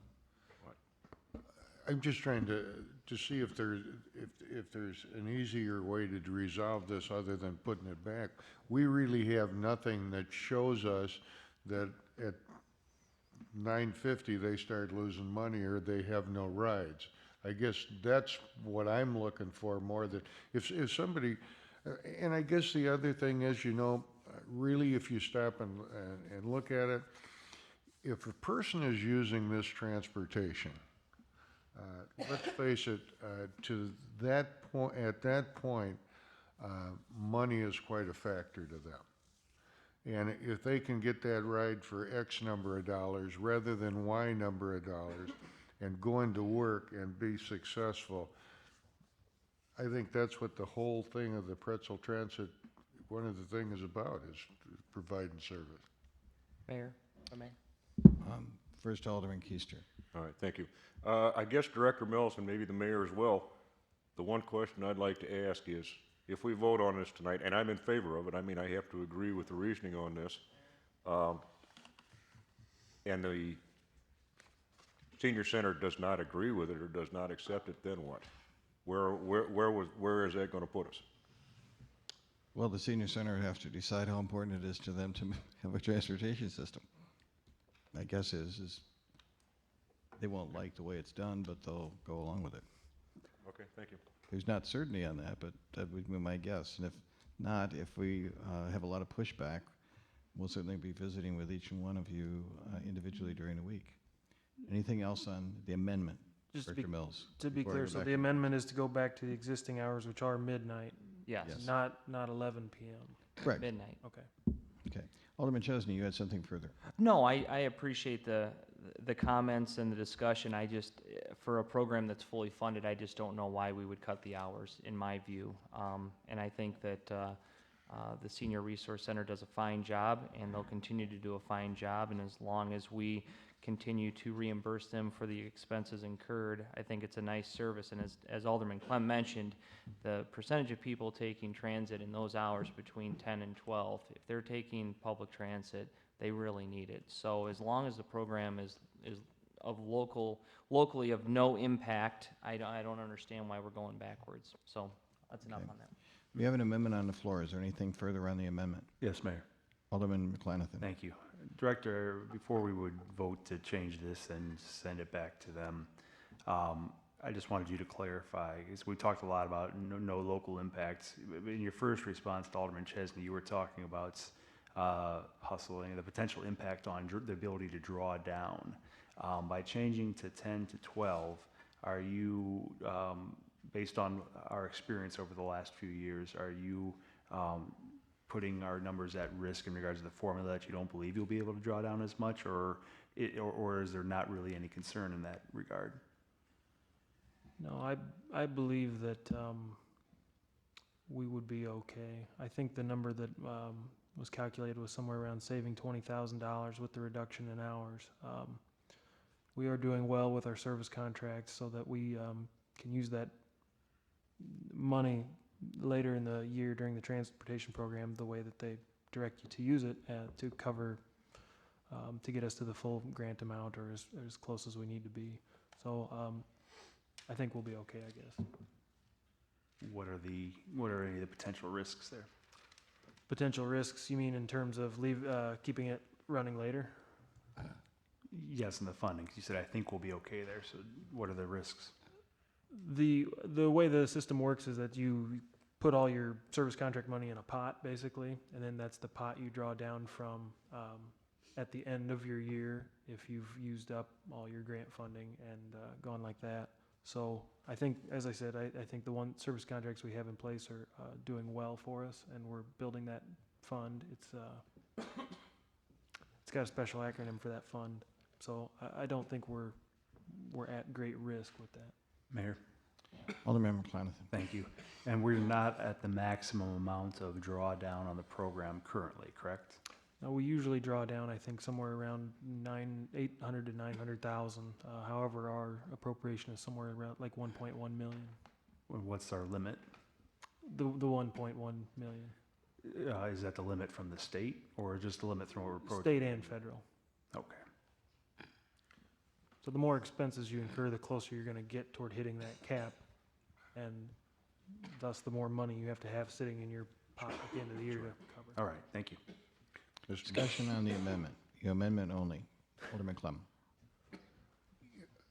My guess this would be on the amendment only, simply because they may not be able to fill it or whatever, but is part of the difficulty in time, we're talking, if there's not that many rides, is there anything that's been brought forward that they can't provide drivers or anything? They do have some staffing issues with drivers. Not that, they have some certainly long-term drivers.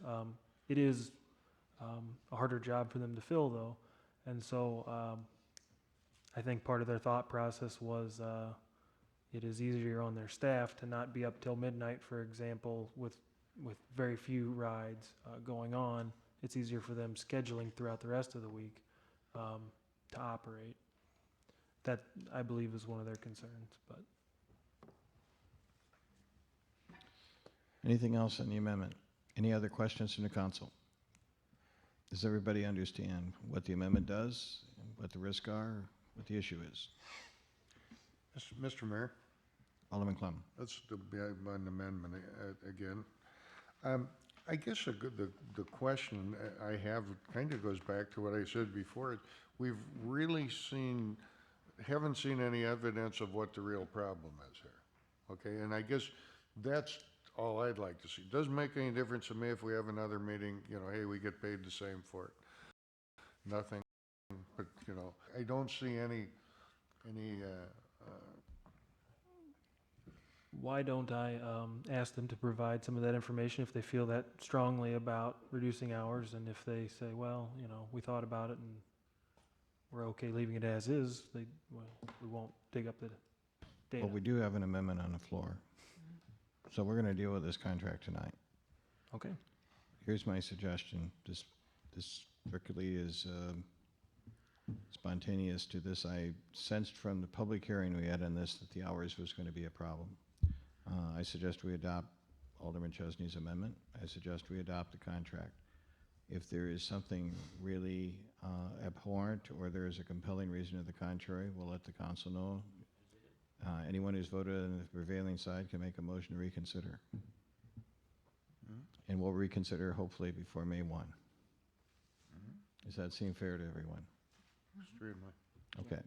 I understand the council's concern. I feel actually empathetic to that because I don't know that a compelling argument has been made. It's not like we're going to have to cover this cost ourselves. Why we want to reduce the hours other than convenience and usage. And I know that the council is in favor of more public transportation, not less, especially when it involves employers. So there's an amendment on the floor. The amendment is to restore the same hours that we have previously to the contract. All in favor of that motion, please signify by saying aye. Aye. All opposed? In judgment of the chair, that amendment passes unanimously. You now have Resolution 2017-24 before on Resolution 2017-24 with the amendment to the exhibit contract. Miller, Aye. Busker, Aye. Brashaw, Aye. Keister, Aye. Chesney, Aye. Clem, Aye. McClanathan. Aye. Frost. Aye. This concludes resolutions, and before we go to reports of department heads, I'd like to go back to item 4. I noticed that Ms. Pierce is present with us. Pierce, would you like to come to the podium?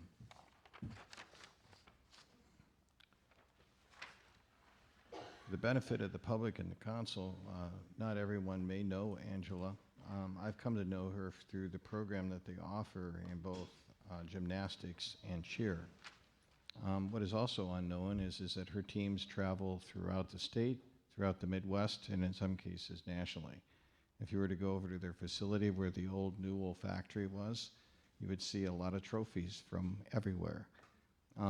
Noticing that they were doing a fundraising program because they have a pending event in mid-May in Florida, I thought it might be nice to give her an opportunity to talk about what she does, what her group is doing, and to pitch their fundraising event, not only to the council, but to the public.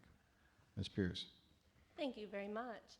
My name is Angela Pierce. I'm originally from the Pearl City area, so I'm a local that's been around for many, many years. When I moved back to the Freeport area, I started helping out at SNR Dance with their competitive tumbling program, and a couple years in, they told me they were going to shut it down.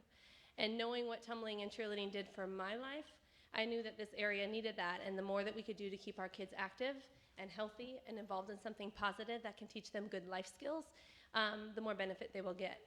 So I took over the tumbling program in the fall of 2001, and I launched what is now Pierce Athletics. So we've been going strong ever since. We've had a couple different facilities, but we are now in our home away from home, like he said, in the old Newell Rubbermaid building off of Arcade Street.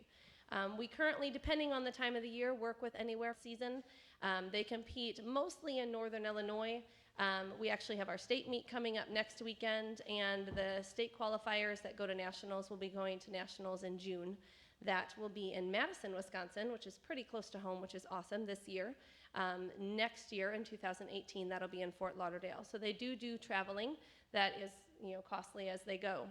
The competitive cheer program is where I was acquainted with Mayor Gitz, and the competitive cheer program was started in 2005. Those kids travel, we try to keep it as local as possible, but because of the industry, we do travel out of state. We go to Milwaukee, we go to Indianapolis. We just got back a few weeks ago from Columbus, Ohio, and we do travel for things. There is a very large event that was started a few years back called the Summit. Years before that, they had an event called Worlds, and all of the upper level, most elite gyms and elite teams would compete against each other down at Disney World in the end of the competitive season. And all of the younger or lower level athletes kept asking, why not us? Why can't we compete against all the other teams across the country and truly see where we rank and where we are? So slowly but surely, the summit was created. The summit is actually divided into two summits. There's a regular summit and there's a D2 summit. just like in college and school teams based on the size of your enrollment. So we are a D2 program. What that means is we have one location and that we have less than 125 athletes to choose from in our competitive program. We actually have 19. So we go up against teams that have up to 125 kids. We fare very well and can hold our own at events, but at an invite-only event, as the D2 Summit, our youngest team, which is all ages 7 to 10, have earned the opportunity to go down to Disney World in May. And this is a huge dream for them to have accomplished. This is only our second team ever to get an invite at this event. And the event that they qualified at was held in DeKalb. There was over 40 teams, and there was 3 invitations, and we got one of them. So that team is doing a couple fundraisers this week. On Thursday of this week, Papa Murphy's has been generous enough to donate a percentage of its proceeds of all of the sales that they have that day, which would be Thursday the 20th, back to the program. And then on Friday, Heritage Woods is stepping up and helping out too, and they're doing a spaghetti dinner for us. And the kids, all 7 to 10, will be there bussing tables and meeting everybody that comes and thanking them for their involvement. And for $5 per person, they will provide a full meal with salad and spaghetti, and everything through dessert and drinks will be included, and that'll be from 5:30 to 7 on Friday night, the 21st. Any questions or comments from the council? Mayor, Alderman Keister. I don't know if you remember me or not, but I used to work for a bus company. I hauled you and your ladies several times. I recognized you when I sat down. I believe, actually, I believe I brought you back from the airport from your last Walt Disney trip, if I'm not mistaken, and you had a bunch of very energetic people, very enthusiastic people, and I applaud you for what you're doing. Thank you. We do try to give back as much as we can as well. One of the platforms that we take at the gym, I mean, I teach a lot of life lessons to the kids, as I already expressed, but we have a platform which is childhood cancer awareness. That's something that we really promote at the gym. If you see when I walk away from the podium that I have a gold ribbon on my back. All of our team athletes wear gold ribbons on their competitive attire as well as their team attire. It's something that we want to try to promote and get awareness out there for. We just did an event a couple weekends ago where we brought as many people as we could into the gym for no money at all. They could just bring cans, pop tabs, and toys, and we're going to donate all of those to the Children's Hospital of Wisconsin and the Ronald McDonald House of Eastern Wisconsin. So we try to keep the kids involved and let them know that giving back is just as important as receiving. But yeah. We thank you for coming, and we thank you for the work that you're doing and all the great things that are happening with your kids. Thank you very much for the opportunity. Thank you.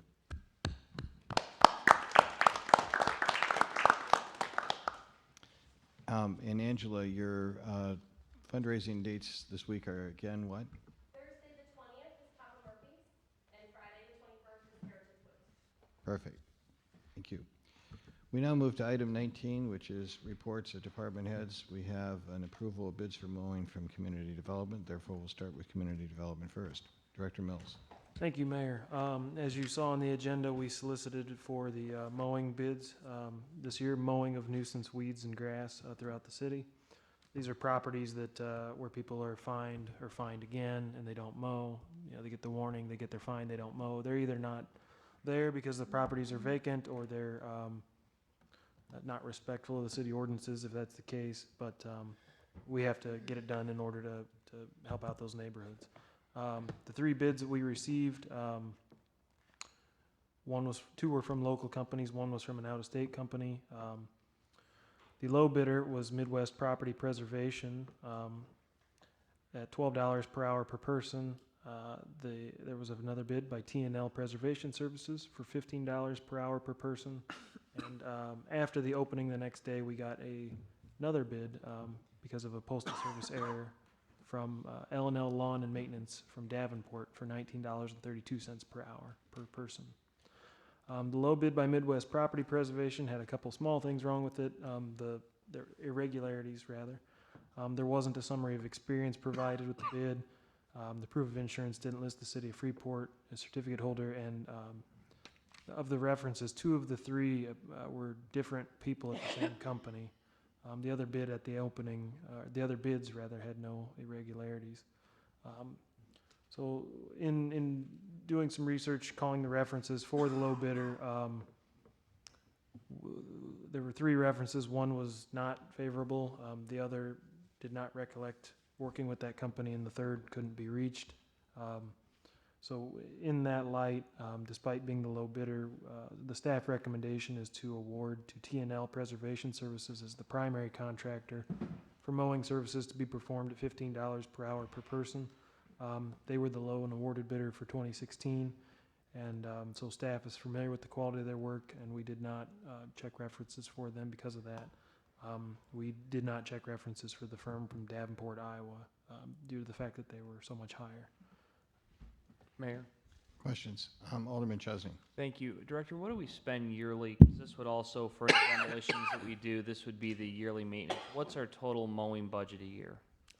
It was upped last year to 21,000. I believe we've used around 19,000 of it. That includes recording the liens for those properties, which we have consolidated. And when I say consolidated, I mean that the state statute is worded that if you have to mow something 6 times over the year, you can record all 6 as one lien and only pay $40 once versus $40 every single time. So we're saving money there. We split it. We only recorded liens in 2 waves last year. We could consider possibly just doing it once at the end of the season this next year in an attempt to save even more money. If a property would sell before we get that lien recorded, for instance, we don't get that money back. Is the flip side if you wait that long. But so 19,000 is what we spent overall. Of that, I think probably 17,000 was spent on the grass and weed services. Mayor? Alderman Chesney. Okay. There's probably 2 things in Freeport that we have a lot of, and one is landscapers and the other is multi-level marketing programs. But all joking aside, we have a lot of landscapers. How do we only receive 2 bids out of the dozens and dozens of people that do this for a living? What's our outreach protocol? It ends up being quite a bit of work, and I don't mean for the companies, and I don't mean just like adding it onto the regular list. It could vary in a given week how many properties they get from us. They may get a huge amount that need to be done within a certain time, or they may just get a couple. Part of that depends on the season too, if it's a very dry summer versus a very wet spring or whatnot. They may not make as much money as they would think, or they may find that they're overwhelmed, as the case may be. I believe in the past that happened with a couple awarded bidders where there were people that submitted bids and they were low and they were awarded and it didn't work out, that they were able to get the job done to the city's satisfaction. So if you were to hire Midwest Property Preservation, for example, and doing so would save about $5,000, worst case scenario is the person you hire doesn't mow to your satisfaction. You're out, you would terminate that particular agreement for cause and you would go with the second best. I guess I'm trying to understand, as long as the insurance is, I understand the comfortable selection is the one that you're used to. However, this is $5,000 or 1 demolition making this change. What's the worst that happens? I mean, this isn't, if there's one thing that isn't public safety, I can't imagine grass is. So out of all the things that we could take some risk on, why wouldn't we hire this company? And if they are terrible, you fire them. It was a very poor reference, I would say. I guess that was our thought process was when we got those references, and one said that they did the work late and we won't hire them again. They did it, that was kind of our thought was, well, if a different government or quasi-government agency, it was for a HUD project, if they weren't able to get that done, why would they be able to get this done? We did discuss this at the staff level. No, I had a good word to say about this. And I want to save money as much as anybody else. But I've learned the hard way in this job over 12 years. When you have a vendor you're relying on and you want to get the work done and you've got a lot of work throughout the city and our job on this grows every year, you need a reliable vendor who's going to do a good job. Not only does this vendor have a poor work record, but you can't even rely on the quality of the work. So I think that experience is showing we're far better served to have a reliable vendor, even if they are priced slightly higher, that we know is going to do the job, do it well. So this is not about favoring somebody just because we happen to know them. It's the contrary. When they're provided references as a newbie, we'd love to accommodate them, but it doesn't look very promising. So I would strongly urge the council to be careful about that one before you say, oh yeah, they're $3 less, let's go with them. Mayor? Alderman Clem. Being around a couple of years, I've seen these bids go up and down, and I think Alderman Chesney, you brought up some very good points. One of the things I think we see that's a big issue that so many of the people that are low on, number one, don't come up with insurance, and then number two is they don't have the equipment to perform the job. Those have been a couple. I think the one bad thing this year, as you look at your 3 bids, many a times you have selected 2 bidders over the past, simply that when you get in the weeks when the grass is really tall, you can get some mowed. This kind of leaves you right now with, you've got one good bid and you've got a couple questionable bids, which is a bad situation, but. Mayor. Alderman McClenathan. Thank you. I understand when situations where you're not going to take the low bid, you want a compelling reason. Have you ever had a situation before where you've been reviewing recommendations and you failed to garner a single positive reference off of the reference list, or is this first time for you? This is a first for me. Okay. No further questions. Thanks. Mayor? Alderman Keister. Just one other quick question to kind of follow up on what Alderman Clem mentioned about hiring several in the past.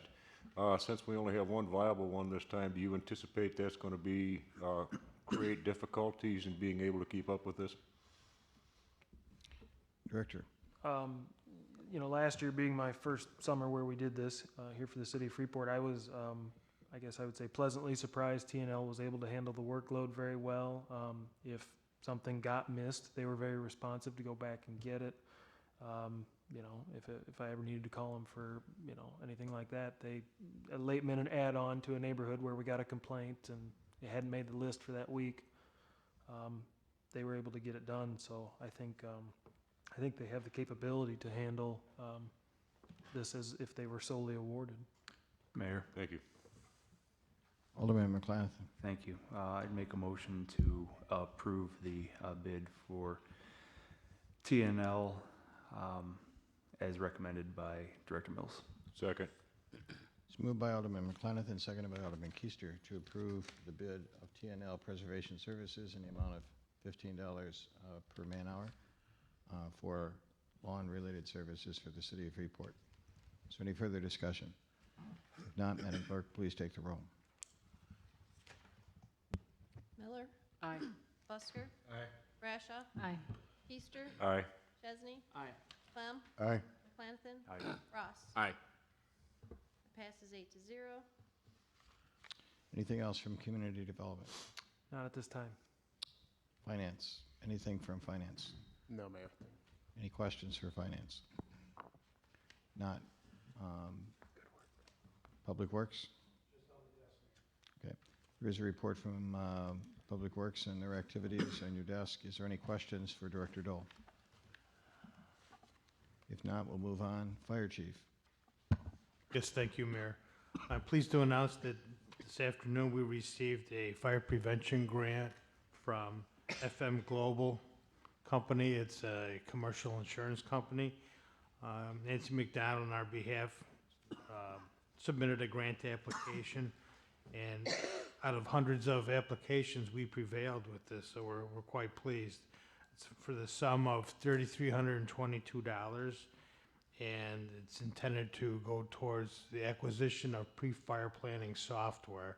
So it'll give us some advanced information on any address, any business that we will respond to in the course of our duty. So we're excited to have that software coming to us.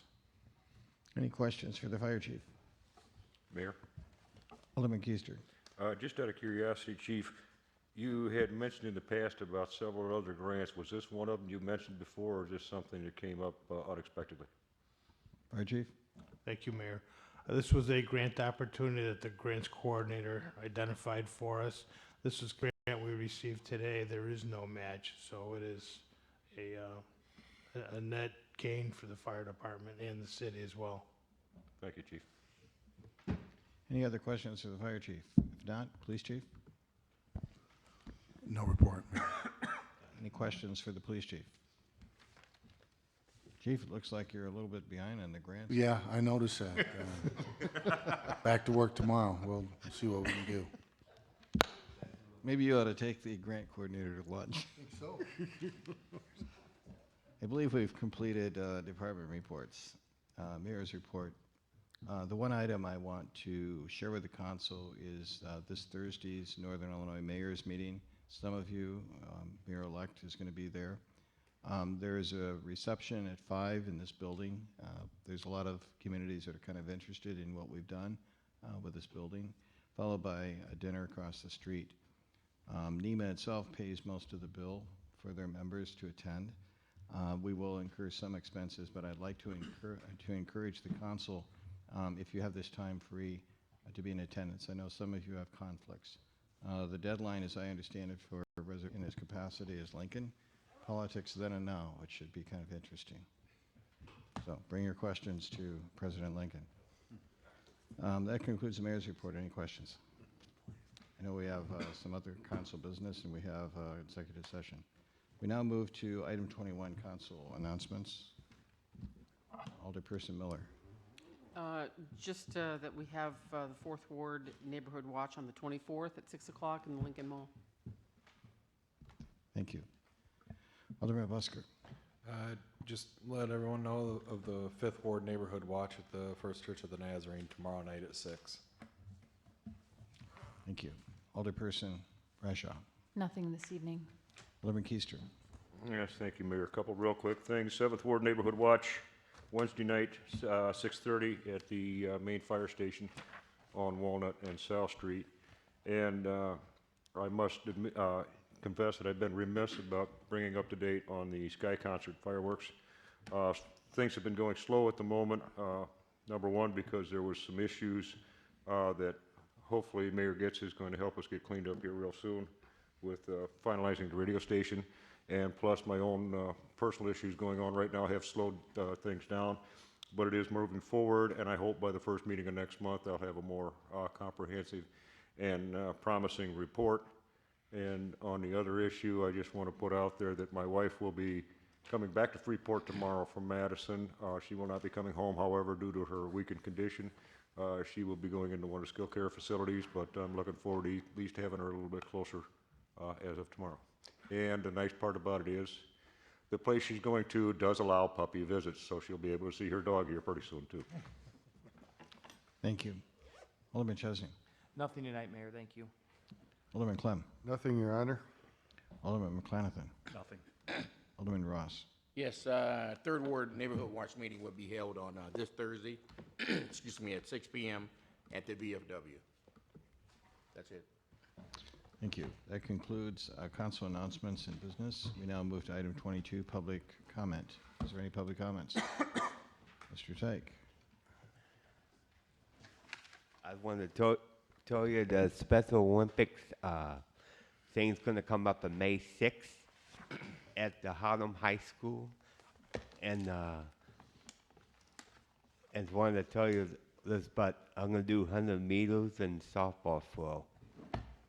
So. Good.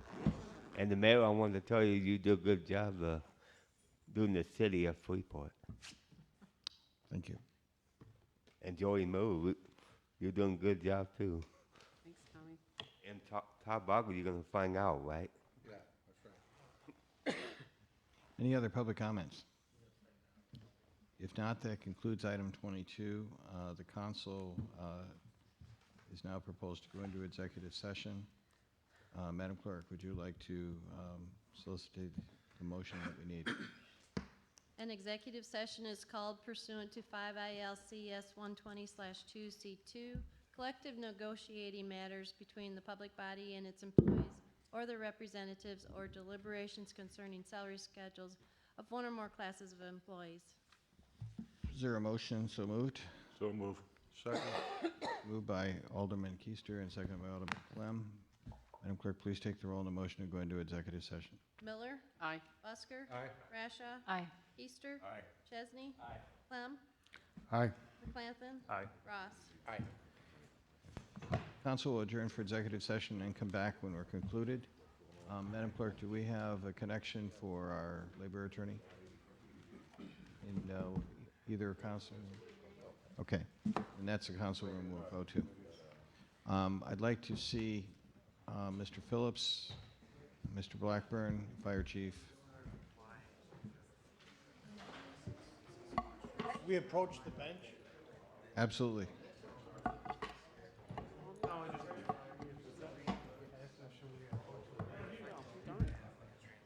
I want you in there.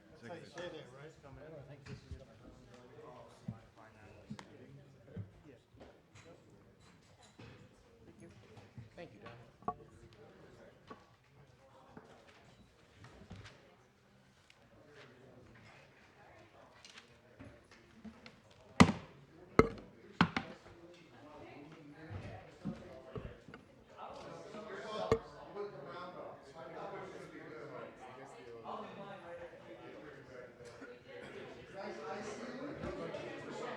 Well, let's hope we get it done.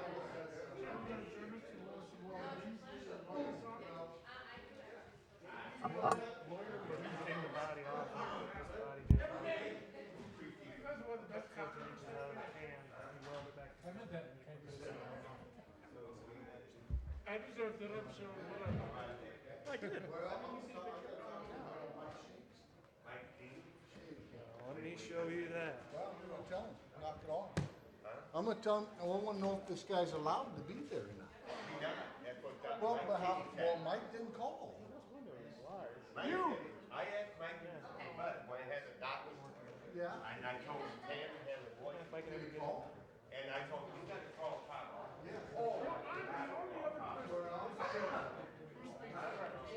You didn't introduce me to the. No, I saw you in your face very quietly, and I just like. Got the walking Bible. Oh no, I'm sorry. Yeah. I was worried about you before. Sorry. So maybe I'll. I don't know how they got them on. Did you guys lock them up?